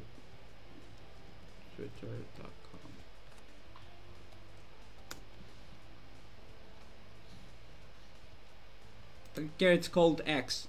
It's Twitter. It's Twitter. It's just gonna be Twitter forever. Yep. It's Twitter. It's Twitter. No, I want to go to my... want to make a tweet.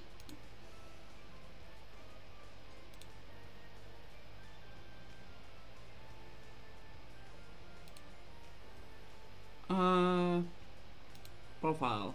I don't know if I have it here. If not, I can probably find the clip and also send it. No, I don't. Okay, I'll do it later.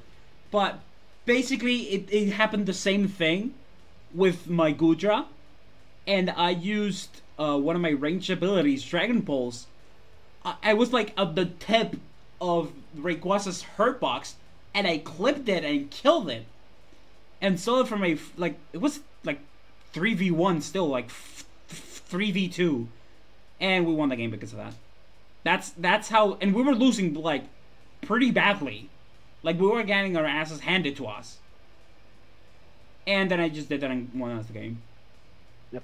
And I also had a match earlier like that. I think it was earlier today even, where again I was also in a position where sure we got beaten up, but we had the advantage with the fight.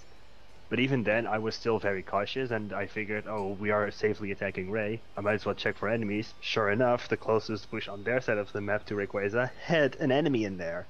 I wasn't surprised by one bit. Yeah, but I had to distract them because the others were too focused on Rayquaza to notice the fact that I was attacking someone who could potentially steal. Yep. Sure enough, I held them up long enough and even managed to score a 100. So Pokemon Unite's a fair and balanced game. Yeah, I genuinely feel that more often than not, I'm just the only player who actively looks into bushes to prevent an bush attack. I usually just, if I have a ranged move, I usually use it. Because they're probably either going to panic and move out of the bush, or they're going to have to recall because they took damage. Bad damage at that. It's still damage. Especially in Rayquaza, damage is damage. So, Meep, are you here? Yes. U.S. congressman expelled from Congress because of OnlyFans funding. Yes. So that's one of the things apparently he did. So a U.S. congressman, specifically a man by the name of George Santos, has been expelled from Congress. It's like the 6th time ever someone has been expelled from Congress. I like 3 of them were during the Civil War.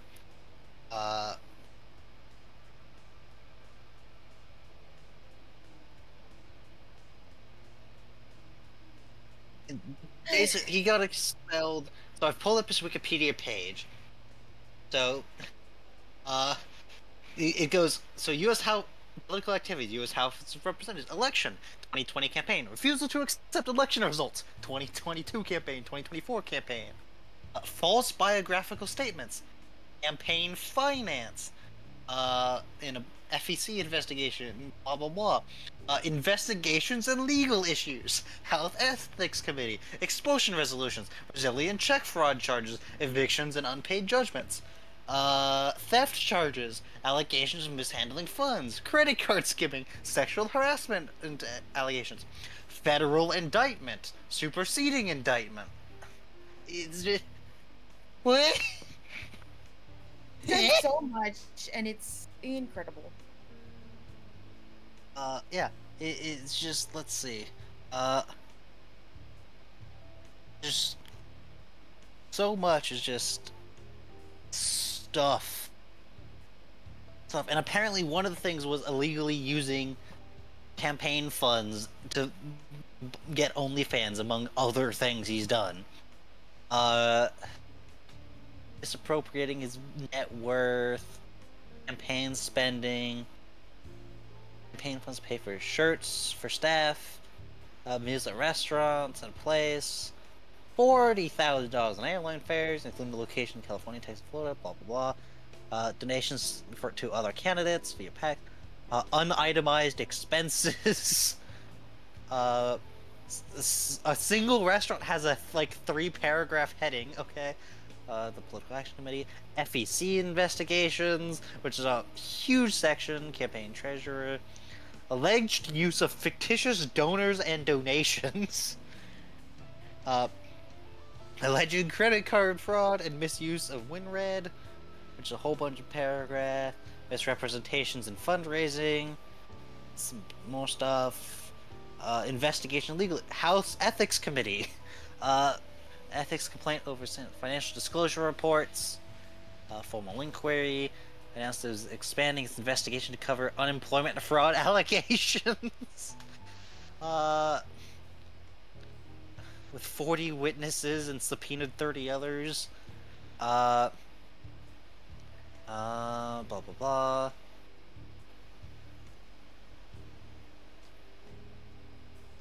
Made public, released its investigation, accusing him of fraud similar to those he'd already been criminally charged with, such as diverting campaign funds for personal use, thus the OnlyFans, as well as money raised for some other places that donors were told would be used on campaigns. Some of these personal purposes including $4,000 to a plastic surgery place, a French luxury design thing. Oh, there it is. OnlyFans subscriptions. It's on the Wikipedia page. That's hilarious. No. That's so stupid. It's hilarious, bro. Cringe. Blah blah blah blah. He called the report a disgusting, politicized smear campaign that shows the depths of how low our federal government has sunk. Yeah, we have found No, you doing some it unethical has. shit. No, The fuck you mean, nuh-uh? No, he didn't pull no. He pulled the defense of no you. Oh my god. He pulled his defense is no you. Expulsion resolution. May 2023, after he was indicted on federal charges, House Democrats introduced a resolution to expel him. As a 2/3 vote. Because an expulsion motion is privileged, the Republican House leadership was required to either schedule a vote within 2 legislative days, able to propose a blah blah blah, do stuff. So basically, they were forced to actually put it to a vote. And the expulsion resolution failed for reasons that it was wrong to expel him before his case had been fully gone through the courts, which, you know, fair, due process and all that. Wait until he's actually convicted. In the wake of the Ethics Committee's report 2 weeks later, a second expulsion resolution was put in. And on December 1st, the House voted to expel him, with 206 Democrats and 105 Republicans voting to expel him, with 2 Democrats and 112 Republicans voting against. 10 representatives did not vote. 2 of them voted as present, abstaining, and the rest voted as being absent. He's the 6th member of the House to be expelled ever. Oh wait, hold on, I missed this part. A representative, chair of the ethics community, introduced the expulsion resolution. Oh, of his own after the report was released, so that was another one put in there. Over the holiday recess, he said on Twitter. He said on Twitter that he expected to be expelled the following week when Congress returned. That he would, quote, wear it like a badge of honor. Called the person who submitted the resolution a, quote, pussy, and said that no one from Mississippi was going to push a New Yorker out of Congress. And said it was hypocritical of the House to expel him. The next thing on the Wikipedia page is Brazilian check fraud charges, evictions, and unpaid judgments. He was evicted from his Queens rental property 3 times in the mid-2010s over unpaid rent. Oh my god. Oh my god. Bruh. There's bad. There's blood. Eviction notices were sent every month. Oh my god. Theft charges. What? November 2017, he was Bruh. charged with theft in York County, Pennsylvania, after regarding bad checks to an Amish dog breeder from his account. Ah. What is this man doing? Huh? In 2023, Washington Post put 3 other Amish dog breeders alleged they did not file police reports against Santos and were never paid. Allegations of mishandling funds, credit card skimming, How is sexual this man harassment not in allegation, prison? federal indictment because he's currently on trial. It's like a Looney Tunes for No, every but like single- before. Indicted on 13 criminal charges, 7 counts of wire fraud, 3 counts of money laundering, 1 count of theft of public funds, and 2 counts of making materially false statements to the House of Representatives. Accused Santos of, quote, 3 distinct schemes: fraudulent solicitation of political contributions, unemployment benefits fraud, and making false statements on the financial disclosure reports he submitted to the House of Representatives. Blah blah blah, blah blah blah. Prosecutors turned over 80,000 pages of material to his lawyers.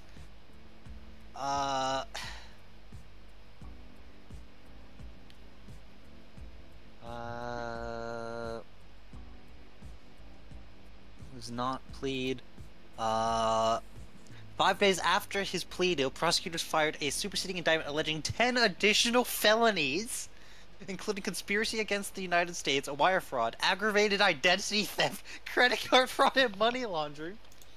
Stem not only from the same effort to deceive RNC marks he admitted to, but unauthorized use of donor credit cards, the money raised by misrepresented political status, and blah blah blah. Spending on clothing and other luxury items. Santos pled not guilty to the new charges. Blah blah blah. Yeah, it's just, the what? What? Eh? Eh? What the hell? This man. Ugh. What the heck? Somehow this isn't even the craziest person in Congress. How is he even in Congress? He should be in prison. Because he's on Team Red. He should be moved to Team Blue now. No. This very instant. He should be hit with auto balance. No! You should be kicked from the game. No! Yeah, he should be kicked from the game, not auto-balanced. Why kicked? He should be banned. Fair enough. Yeah. He should be. No, he should go on a gets kicked vacation. because anti-cheat doesn't work, Bolt. That's why he can't be banned. That's true. The VIC doesn't work. Hack anti-cheat doesn't work, not for Team Fortress 2. Anyway. Moving on from that dumpster fire, Yes. Boy 10 caused Apple to redesign the, quote, offensive nerd emoji. Okay, New York Post. Love it. Published December 1st, 2023 at 6:21 p.m. A funny number. In a bid to promote inclusivity and challenge stereotypes, 10-year-old Teddy from England has initiated a campaign urging Apple to redesign its nerd face emoji. He, of course, looks exactly like the emoji, but with hair. Teddy, a proud glasses wearer, finds the current emoji offensive and insulting due to its portraying of prominent front teeth. Teddy revealed the motivation behind the campaign to the BBC, saying, "We want to change this. Apple is making it absolutely horrible for people wearing glasses." This redesigned emoji, which affectionately calls the genius emoji, features thin lenses, thin frames, and a small smiley face staring away from what he describes as horrible rabbit teeth. The first game horrible moment. teeth. Yeah, you're English. All English have horrible teeth. I love because a couple. English have horrible teeth. I was looking at the comments on Twitter. Some of them that I saw is, if his parents loved him, they would stop this. If Apple made an emoji that looked exactly like me, I'd be flattered. Have some gratitude, kid. He's a nerd forever now. Too bad for that little nerd. But like every single time I've seen this like news article like put out or put on Discord, it always gets spammed with a nerd emoji. Yep.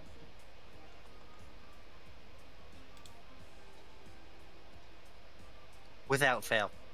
The young advocate hopes that Apple will above his redesign emoji, emphasizing the importance of accurate representation and challenging stereotypes associated with glasses wearers. Reflecting on this camp, this is a 10-year-old, by the way. Just want to say that. Reflecting on his campaign, Teddy said, if Apple took my ideas on board, it would feel amazing, and I'd be so excited. Fortunately for Teddy, Apple's updated and redesigned emojis in the past. And they gave us the squirt gun instead of a normal gun, which everyone made fun of them for. Hold on. During the COVID pandemic, Apple unveiled a small change to its syringe emoji that removes the drop of blood to be less graphic amid the vaccine rollout. And also, in the Apple iOS 14.5 beta, also added the ability for both women and men to have beards. And, for those who updated their phone in 2016, that was a while ago, would recall Apple changing its realistic-looking gun or pistol emoji in the iOS 9.3 to a bright green toy water gun in the iOS 10 beta. According to Emojipedia, there's never been a more poorly received emoji change in the history of its operation. That's funny. Anyway. Does anyone have anything else? I could talk about the planets. We could talk about the planets. That is something that we haven't We could leave talked that about for yet. next week. Because what's the timeline we're looking at right now? Good so far. It's 11:30 right now.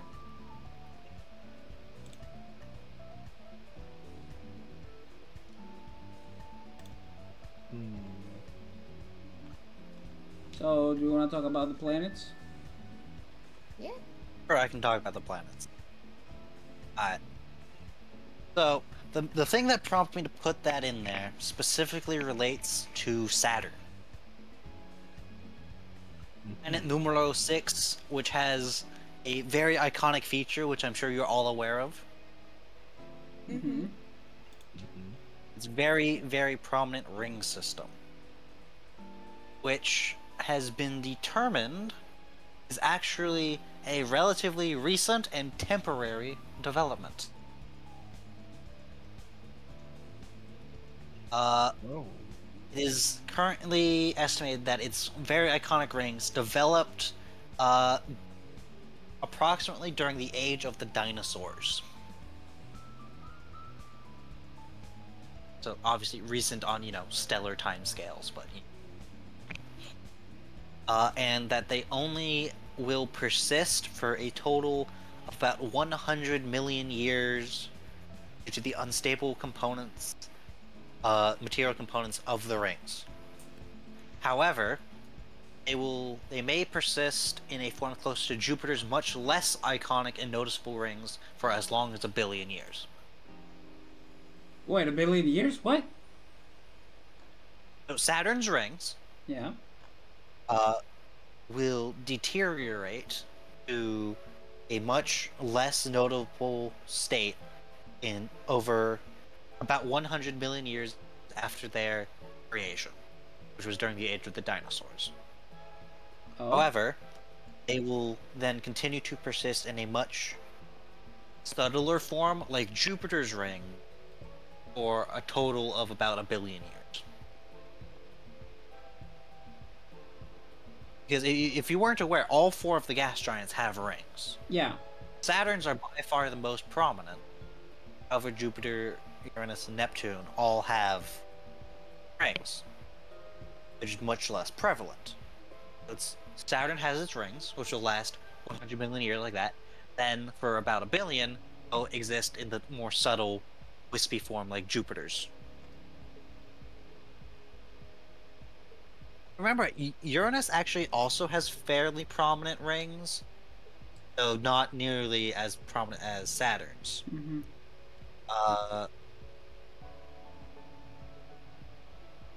They're closer to those of Neptune's and Jupiter's.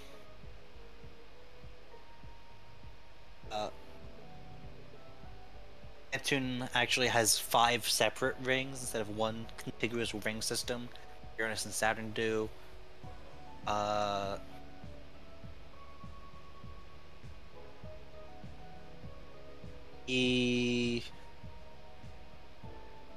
planets. Another thing with them that I saw was the Neil deGrasse Tyson talking about Jupiter's Great Red Spot and how it stuck around for so long. How basically it's like, look, Jupiter is much larger than Earth, is basically all gas, and spins much faster. Therefore, the forces that create those storms are much stronger, so those kinds of storms will last much longer. It's simple stuff like that. If you want weird shit, you've got like how the poles of Saturn are hexagons. Clouds form a hexagonal shape at the poles of Saturn. Which is, you know, whack.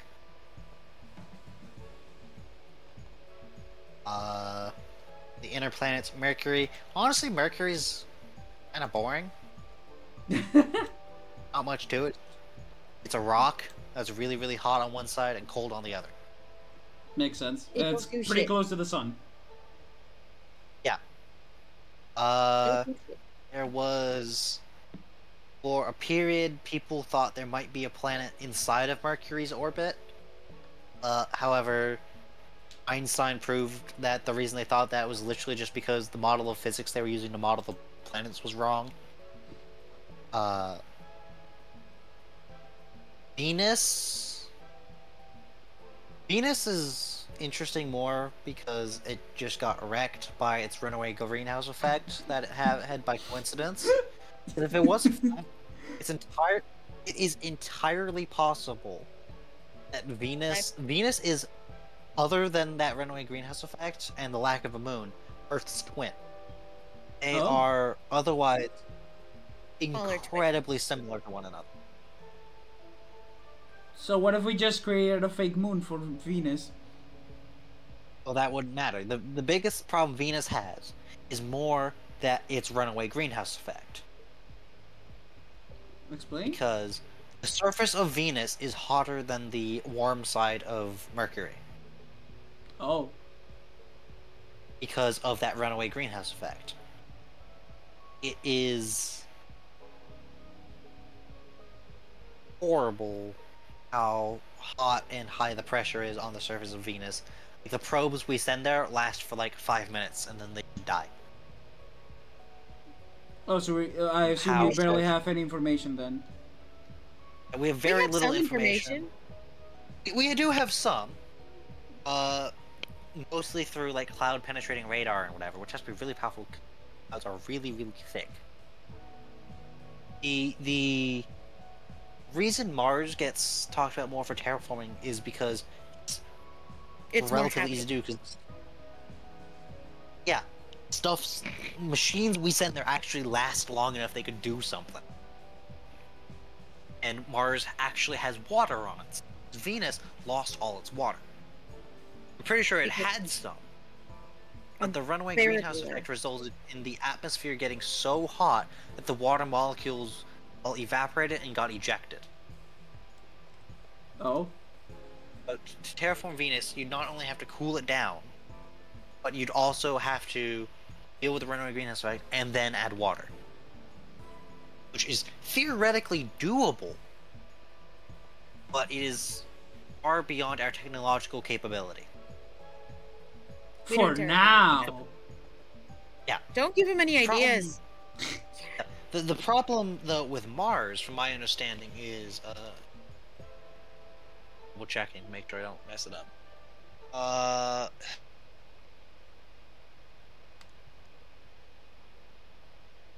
The problem with Mars is Mars's global magnetic field has collapsed. Doesn't have one. Oh. Meaning Mars is incapable of sustaining an atmosphere as it currently stands. That sounds problematic. It has a very thin atmosphere. That's it. It is, while it's theoretically capable of being restored, and you see it in a lot of sci-fi if Mars gets terraformed, it's fairly common in sci-fi that features the solar system. Fun trope. Features Mars. The thing with it is that you need to somehow either artificially induce a magnetic field or restore Mars's. Then you can go about building Mars an atmosphere. Or you need to artificially create one and then artificially sustain it with new input gases. Plus, because there's no magnetic field, it gets a lot of radiation.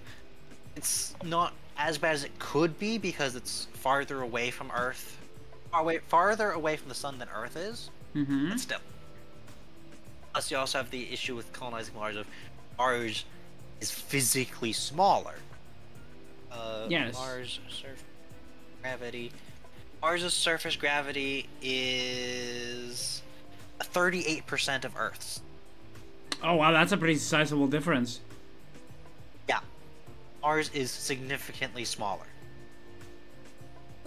Venus So it's almost is, like that I'm with pretty water. sure, Venus is like within 1% the size of Earth. It's ridiculous how physically close the two are in size. I remember seeing someone talking about terraforming Mars and Venus, and basically insinuating they should be done simultaneously. And basically, the way he was talking about it was, you basically use technology we don't currently have to take the runaway greenhouse effect atmosphere of Venus, pull part of it off of Venus, and put it on Mars. Oh. Which accomplishes the goals of getting Mars atmosphere gases, which are greenhouse gases that'll warm up the surface, and accomplishes the goal of reducing Venus's greenhouse effect and reducing Venus's atmosphere. Because the other problem with Venus is the atmospheric pressure at Venus's surface is atmospheric pressure is, so for context, at sea level on Earth, the atmospheric pressure is 1 bar or 14.7 psi. On Venus's surface, it is 92 bar or 1,350 psi. That's a lot. Yeah. Yeah. That is a lot. So, what you need to do is reduce. Basically, Venus has two things that need to be reduced in order to make its surface habitable. Mars has two things that need to be increased to make its surface habitable, ignoring its magnetic field. Yes? Yeah. The other thing with Venus is you need to get it water, but that's go out into the outer solar system and get some ice asteroids and throw them at Venus.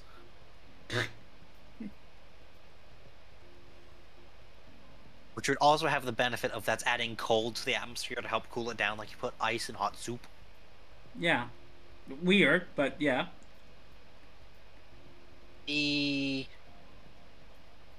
So, in theory, the other thing is, in theory, you could put like aerostatic floating stuff in Venus's upper atmosphere, and it could work.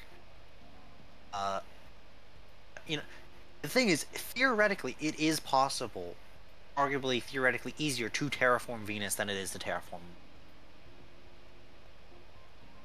Then why are people obsessed with terraforming Mars more than Venus? Because it's cheaper. Oh, 'Cause we don't have the technology for Venus yet. well, we Oh, don't okay. really have the technology for either. It's because theoretically, some of the issues with Martian habitability are easier to solve. Because at least in small scale, you can build enclosed colonies on the surface of Mars or just below the surface of Mars, and you'll be fine. Venus, you basically have to at least partially terraform it to be able to get anything done with current technology. Therefore, theoretically, start putting people on Mars, and then once you have it there, you can build up the infrastructure there to then terraform it, instead of having to do it entirely with space-based or Earth-based industry, like you'd have to do for Venus. However, I stand by, before we do anything with Mars, set up some form of permanent or semi-permanent setup on the moon. Oh? Because Earth's moon, first of all, Earth's moon is ridiculously massive for the size of orbits. I believe we have the Like- largest moon in the solar system. We do not have the largest moon in the solar system, but we do have the largest moon in reference to the size of the planet it orbits. Ratio. Of all the planets, because Pluto doesn't count. Pluto deserves it. Pluto is a planet, goddammit! I was taught as a kid that Pluto was a planet.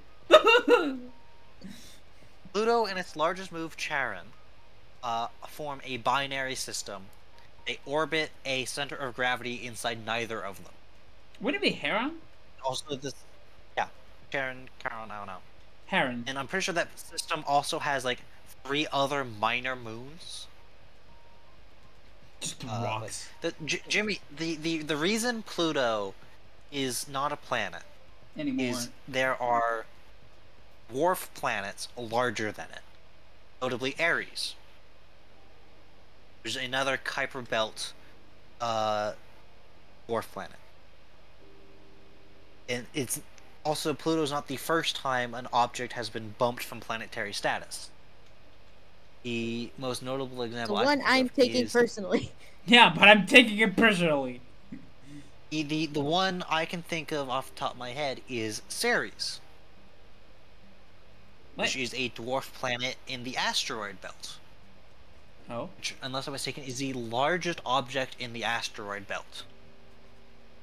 And it is another spherical object.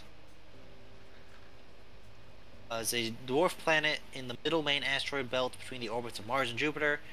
First asteroid discovered on the 1st of January 1801.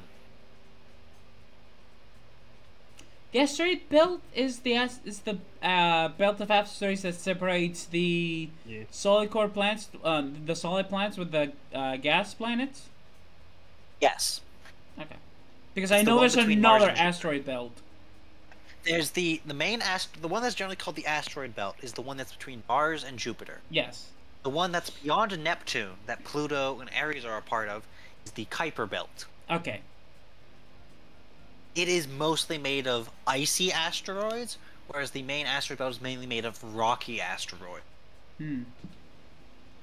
I assume it's because it's so far away from the sun. It's like rocks, their ice. Okay, makes sense. Yeah. It's also a lot of the ice that's on like Pluto. Yeah. Isn't water ice.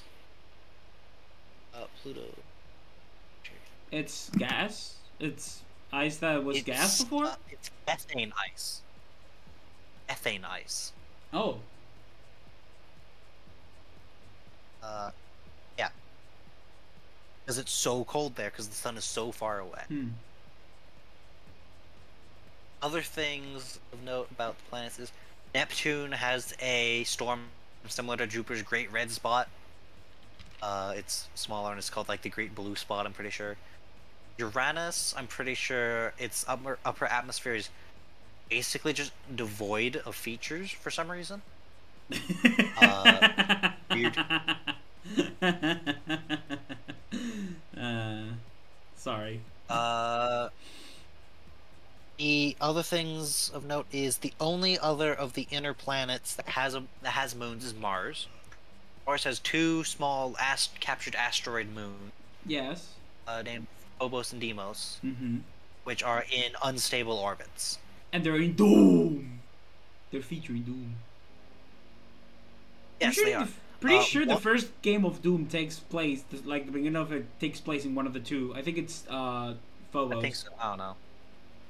So one of I forget which one it is. One of them, its orbit is decaying towards the Martian surface, meaning at some point it's gonna fall out of orbit and crash. The other one is decaying out of orbit, so at some point it's gonna escape the orbit and fly away.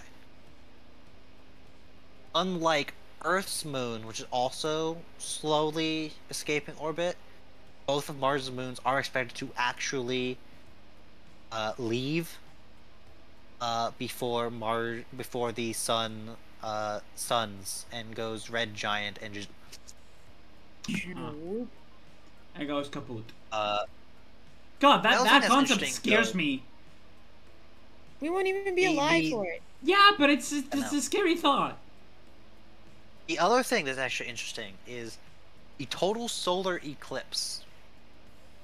The way that Earth has it is something that is, in all likelihood, even on like a galactic scale, incredibly rare.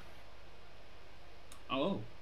Because of how precise the distances and sizes of the different objects have to be in order to cause the effect like the Earth's total solar eclipse is. Which is the distance from the Earth to the Moon, the Earth to the Sun, And the sun and the combined moon. with the size of the Moon and the size of the Sun. All have to be exactly right to get, so when the Moon passes in front of the Sun, it creates that like halo effect around it. Yeah. In fact, it is estimated that past the Moon was closer, it was big enough that it completely occluded the Sun entirely. In the future, it will move far enough away that that effect will stop happening and it will be partial eclipses only. Yeah. That car. I wonder how long that will take.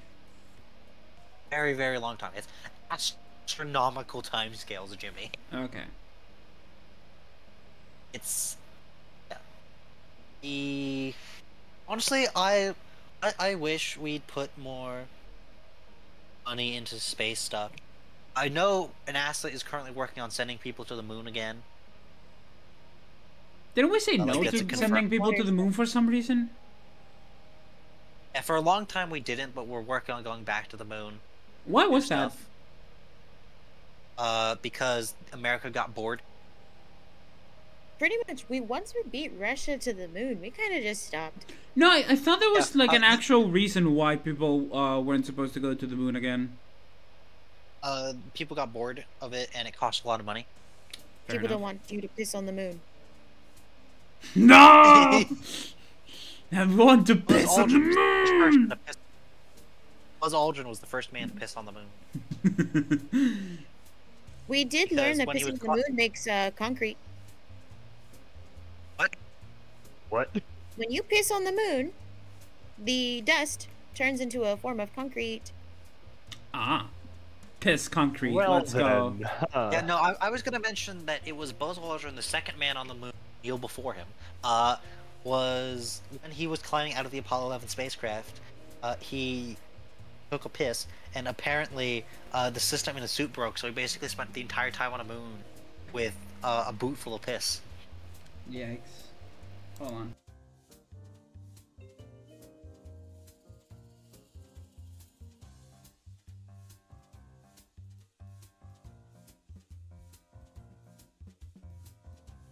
Okay, hold on, boys. I'll be right back. I'll be right back. My mom just called me. Yeah, we'll do that. I guess we can talk on us three. Yeah, I can continue talking about the planets.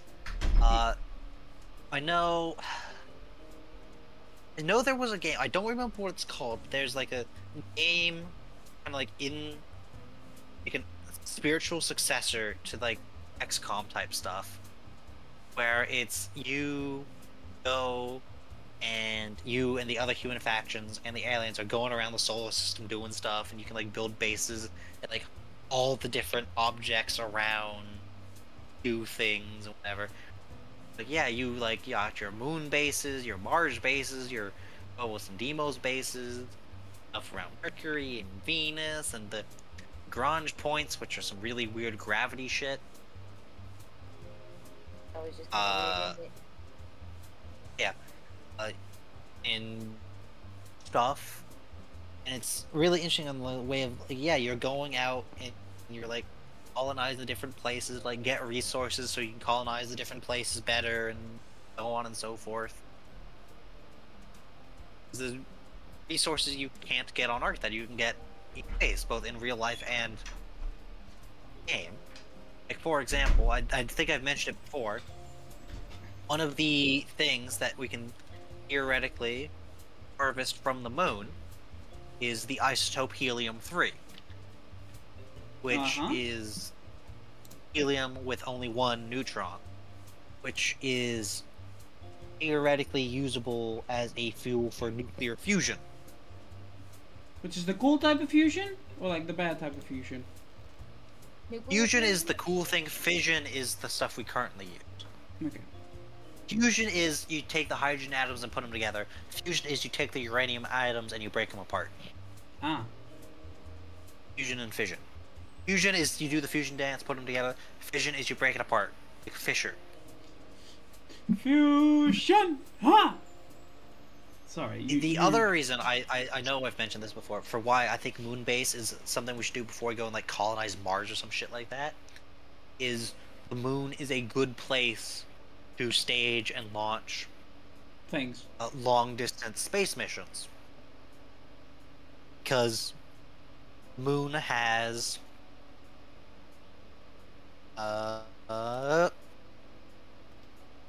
as approximately 1/6 the gravity of Earth at its surface. It has no atmosphere, and so it's a good place you can stage and launch very, very large spaceships, either from its surface or from orbit of the moon. Easy. Also, because it has no atmosphere, you can stably orbit relatively close to its surface. You can also very easily build things like space elevators on the moon. Oh yeah, space elevator. I think we talked about space elevators before. I think I brought up. I think this is like one last time we talked about. Like one of the things I think would be very, very cool to see in like a semi-realistic sci-fi setting is you've got your planet, you've got your barren moon around it. Barren moon has a series of space elevators that go to like a large orbital ring, artificial orbital ring, that functions as the main spaceport for the system. Mm-hmm. It's much easier to spaceship to that than anything that needs to go to the planet. They put them on smaller ships that just shuttle over. Because space elevator on a planet with atmosphere is theoretically possible, but a lot more complicated. Because there's lots of problems with it involving atmosphere and storms like that. Mm-hmm. Also, it needs to be so much bigger because you need to get out of the atmosphere. Yeah. It's versus the moon. The thing is, putting things into orbit of the moon are very easy. Like someone did the math, and like orbit of the moon is very, very easy to achieve because you don't need to get very high to do it, and the gravity is relatively low, so you don't need to get nearly as fast. You can single stage to orbit easily. You can lots of. It's something that I think definitely should be pursued. Is permanent moon stuff. Like I think that's even like a thing like in like the Overwatch lore, they have like the moon base. Yeah. I don't know. I'm not an Overwatch lore person. I'm an Overwatch person. Overwatch is dead. Lamau. Overwatch do be kind of dead though. Yeah, we did. Yet another Team Fortress 2 killer game has died. Team Fortress Before 2 Team dances Fortress on 2. its Damn. Team Fortress 2 does the Kartovsky kick on its grave. Lamau. Lamau. It's the solar system has lots of space and lots of stuff where we can theoretically at least do lots of cool things. Yeah. The moons of Jupiter, the moons of Saturn, there's cool things. Ceres would be a great place to do some things. Lots of stuff you could do that'd be very cool, very good both for science and just general advancing humanity, whatnots or whatever. Spreading humanity out to do good things and whatever. Yep. And then inevitably having wars in space, but you know, that's separate. But then once we kind of have that thing, ships go around, then we can work on like getting FTL shit to work. Oh yeah, faster than light travel. I was going to ask actually. Good thing that you talked about. I was going to ask like, do we know anything about the possibility of FTL? Like, has it been like even slightly researched? There has been a fair bit of research put into it. Basically the problem with FTL is it inherently breaks the laws of physics. Because the speed of light is the universal speed limit. Yeah. That's why whenever you see like someone try and explain how FTL works, is usually like the most common way it's done is you go into some alternative dimension, or either the speed of light is faster or distances are shorter.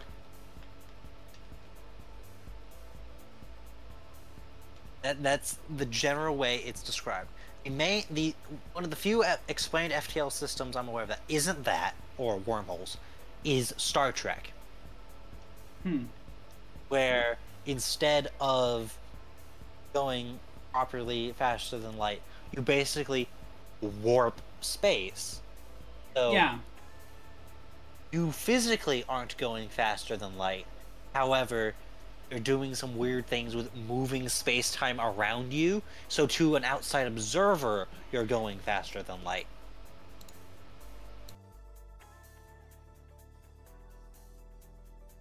Yeah.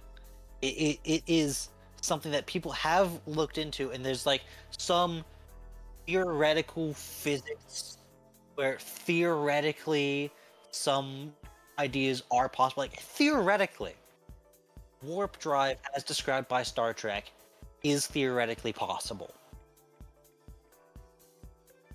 Oh, he's speaking to someone. But I'm listening.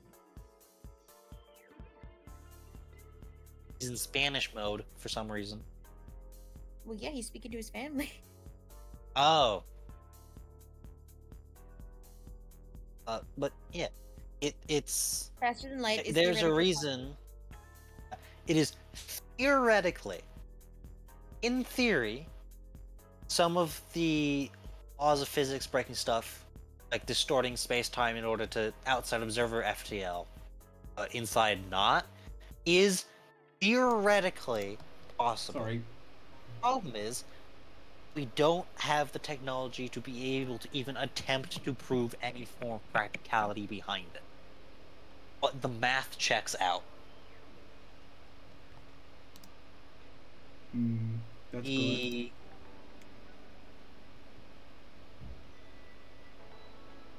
That's why, for example, you'll see in a lot of like lower tech sci-fi or whatever. For example, the James Cameron Avatar or whatever. They travel between systems slower than light in suspended animation. Cryosleep. That's why a lot of sci-fi will have, back in the olden days before fast and light travel, the people of the setting used either cryosleep or generation ships. Generation shifts? Yes. Those are There's ships where you have generation kids on the ships are. island, and your grandkids or great grandkids are expected the ones to actually make it. Oh, okay. Yeah. It's that you get on the spaceship, and you die. Your kids also die, and like so several generations later, the ship arrives, kind of thing. Oh, okay.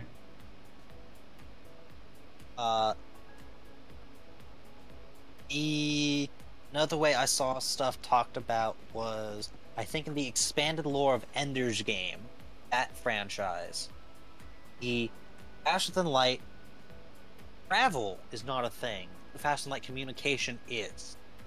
However, because you are traveling at relativistic speeds,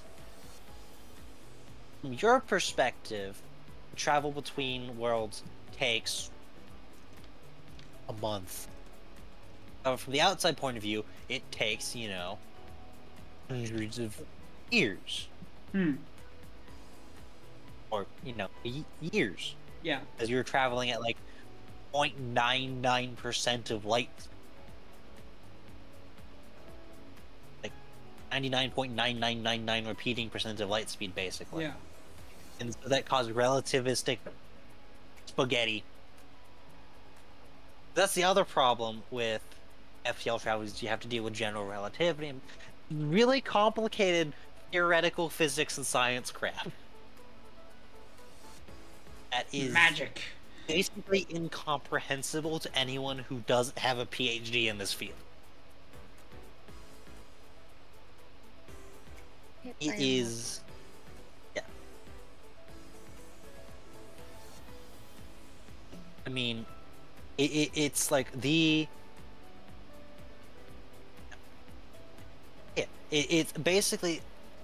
FTL in science fiction is one of three kinds. It's either warp drive, where you're warping stuff, Yeah. but the interdimensional drive, where you're going into a different dimension to achieve FTL travel, or some form of wormhole drive, where you're going through, effectively, wormholes to get from one place to another. I assume none of them would be realistically achievable. They're just science fiction, hence why they're science fiction. The thing is, in theory, theoretically, all three of them would work. Huh? Well, because the way they work is you have the warp drive, like the Star Trek warp. At the Star Trek warp drive, which, as I said, like warp space to kind of bypass the speed limit. Yeah, that sounds hard, but okay. Yeah, It's you've got the wormhole drive. Crinkle it. Yeah, it's basically the warp drive is like you bending space time to do weird shit. It's math. The wormhole drive is you're basically either using existing or creating all wormholes between two spaces and using it as basically the shortcut between them. The way it's like described is you've got like your piece of paper that is space-time, and you bend it, like tunnel between one point and the other by sticking a pencil through it. Whatever. That's the wormhole. So it is currently 12 p.m. in the afternoon, which means I have about an hour or two before we got to get ready for D&D. Okay, so do we want to cut it off here then? By the way, this has been an incredible, interesting talk. I want to hear more. Let me space. wrap up with the interdimensional drive, and then we can end. Okay. Sure. So the interdimensional drive, probably the most famous example of this, is the Star Wars hyperdrive. Where how it works is you somehow reverse your ship into an alternative dimension. In that dimension, either one of two things are true. Either one, the distance is shorter between 2 points, for one reason or another, like curves, like different layers, like on a globe kind of thing. Where you've got your real space, and then like below it, you've got your alternate dimension. Because of the curve, the distance is shorter. The other way they work is in that alternative dimension. There's something faster than light. And hence why... You cut out. Yeah, you kind of cut off. Or was it me, the one that you were telling that I cut off, Mina? I was telling you. The speed of light... The speed of light is faster, therefore you can go faster without breaking the universal speed limit. Oh, okay.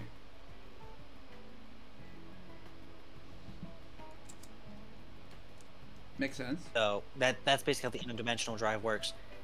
Then you have There's examples of all three in fiction. Like Star Trek uses the warp drive, Star Wars uses the interdimensional drive. Wormhole drive, you've got like, I think Guardians of the Galaxy, they kind of use a version of wormhole drive, sort of. They kind of use like a version in, there's this old animated movie called Interstellar 5555. It's animated using the Daft Punk album, and they actually...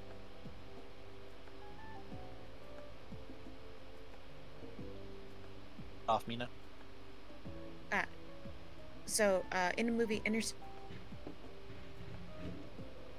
Nope, you got up again. I assume that there's a... By the moon, use that to get back home. Oh. So that would probably be another example of wormhole travel. I'm pretty sure another example is Stargate. Yeah, that makes sense. I'm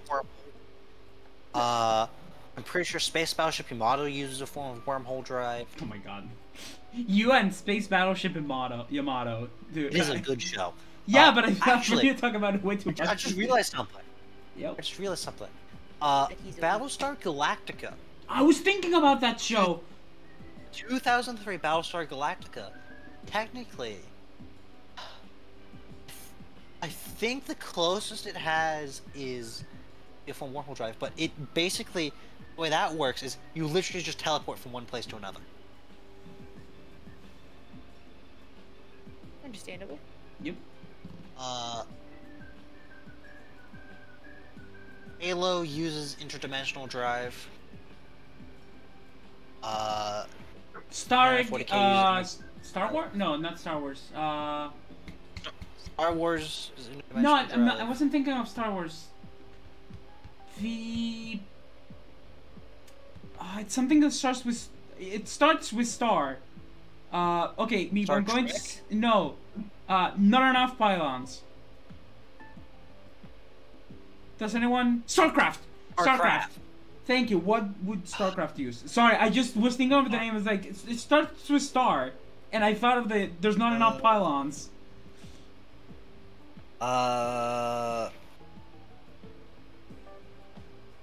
StarCraft, from a quick googling, uses warp space, which is an alternate dimension. It's an interdimensional drive. Okay, interdimensional. Okay.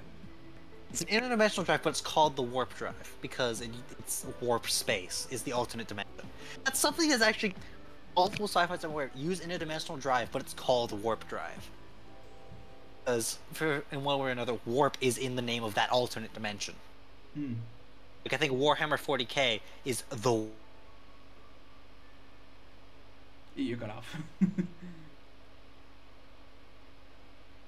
Beep. Did he cut out again? Yeah, beep. It did cut off. Beep. I don't even Whatever. think he realizes it's out. Oh, there he is.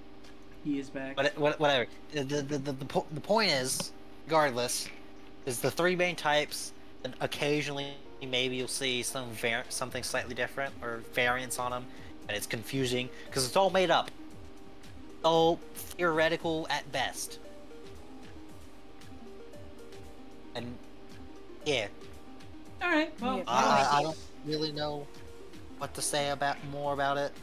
So the other thing you'll see sometimes though, particularly with wormhole drive, is often the wormhole drive isn't on the ships, on a station, and you then warp between the stations via the wormholes. Oh, I just remembered. There's one more I just remembered that exists. That's Mass Effect. Oh my How God. does- Mass Effect uses something similar to the warp drive, different. The way Mass Effect works is they've got a made-up element, which when they do things with it, causes the ship to have a negative mass, which means it is able to bypass the universal speed limit to go faster than light. Oh, so they're basically bunny hopping. They're reverse bunny hopping. Sort of. It's more because it's something to do with mass not being able to accelerate beyond the speed of light. But if you have negative mass, you can. It's complex gobbledygook. Do you Sci-fi understand? gobbledygook. Do you understand the reference though? It's yeah. The other thing that franchise has is there's a lot of things in that franchise that are weird because Mass Effect. it's weird. It's like I know one of the things someone explained to me is the way the stealth ships work in that game is to, like they have a thing where it's like they store the heat inside of them so they don't have a heat signature. But then the way they hide the exhaust plumes is instead of having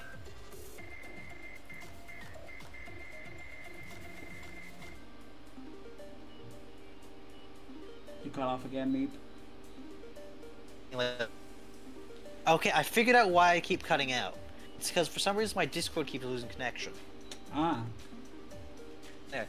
As I was saying, the way the stealth works is instead of having thrusters move around in stealth mode, you use the FTL drive to basically create an artificial gravity point ahead of the ship that then pulls the ship in with gravity. Oh. It's tangential. I was just gonna talk about the FTL methods and move on so we can end the stream. Jimmy, end the stream before I go off on another tangent, please. Remember, Oh, everyone. 13 and I'm getting. Remember, Let's go. everyone. Later today, over on Twitch.tv/MeNotRaichu, we have PMD&D. Yeah, Shit's let's gonna do happen. D&D this time. Last week it was just regular Pokemon Mystery Dungeon. Even though that's kind of base. Yeah. Oh my god. OBS. For the love of God, don't Mystery shit on me. Dungeon. It says ready to stream. Looks like you're gonna start another one right now. Look, I click on the wrong It's one okay. and now OBS is being a dick. It's okay. I'm just poking fun at you. You got the +1 instead of the -in. The boss is waking up, the Mylan is going to sleep. Alright, so we're going to There we go... we're going to go raid our boy Octo. I'm going to have to fucking book it because my sister's probably gonna He's be still pissed off and- streaming? Yes! He's been streaming for 9 hours! The son of a bitch! He's been Bruh. streaming since like 11 a.m. Bruh. Anyway, we're gonna go raid him. He's currently going to be playing Paladins with Demo and his girlfriend Jelly. Demo's girlfriend. So yeah, we'll see you later for PMDND and 2 more, and you know, next week is going to be different because I won't be able to stream Final Fantasy. I will be attending DreamHack Valencia Winter for the next 3 days. That means Friday the 8th, Saturday the 9th, and Sunday the 10th. Maybe I'll get to do a Roomba of Thought, but maybe not because I may be tired or I may not just have the voice. Honestly, I can just skip D&D next week and we can just do like a chill Jackbox. It's okay. I'll definitely try. Anyway, It's a, I will see you all later for PND&D. We're gonna go say hi to Octo, but for now, bye bye. I've clicked raid, and now I am going to end the raid.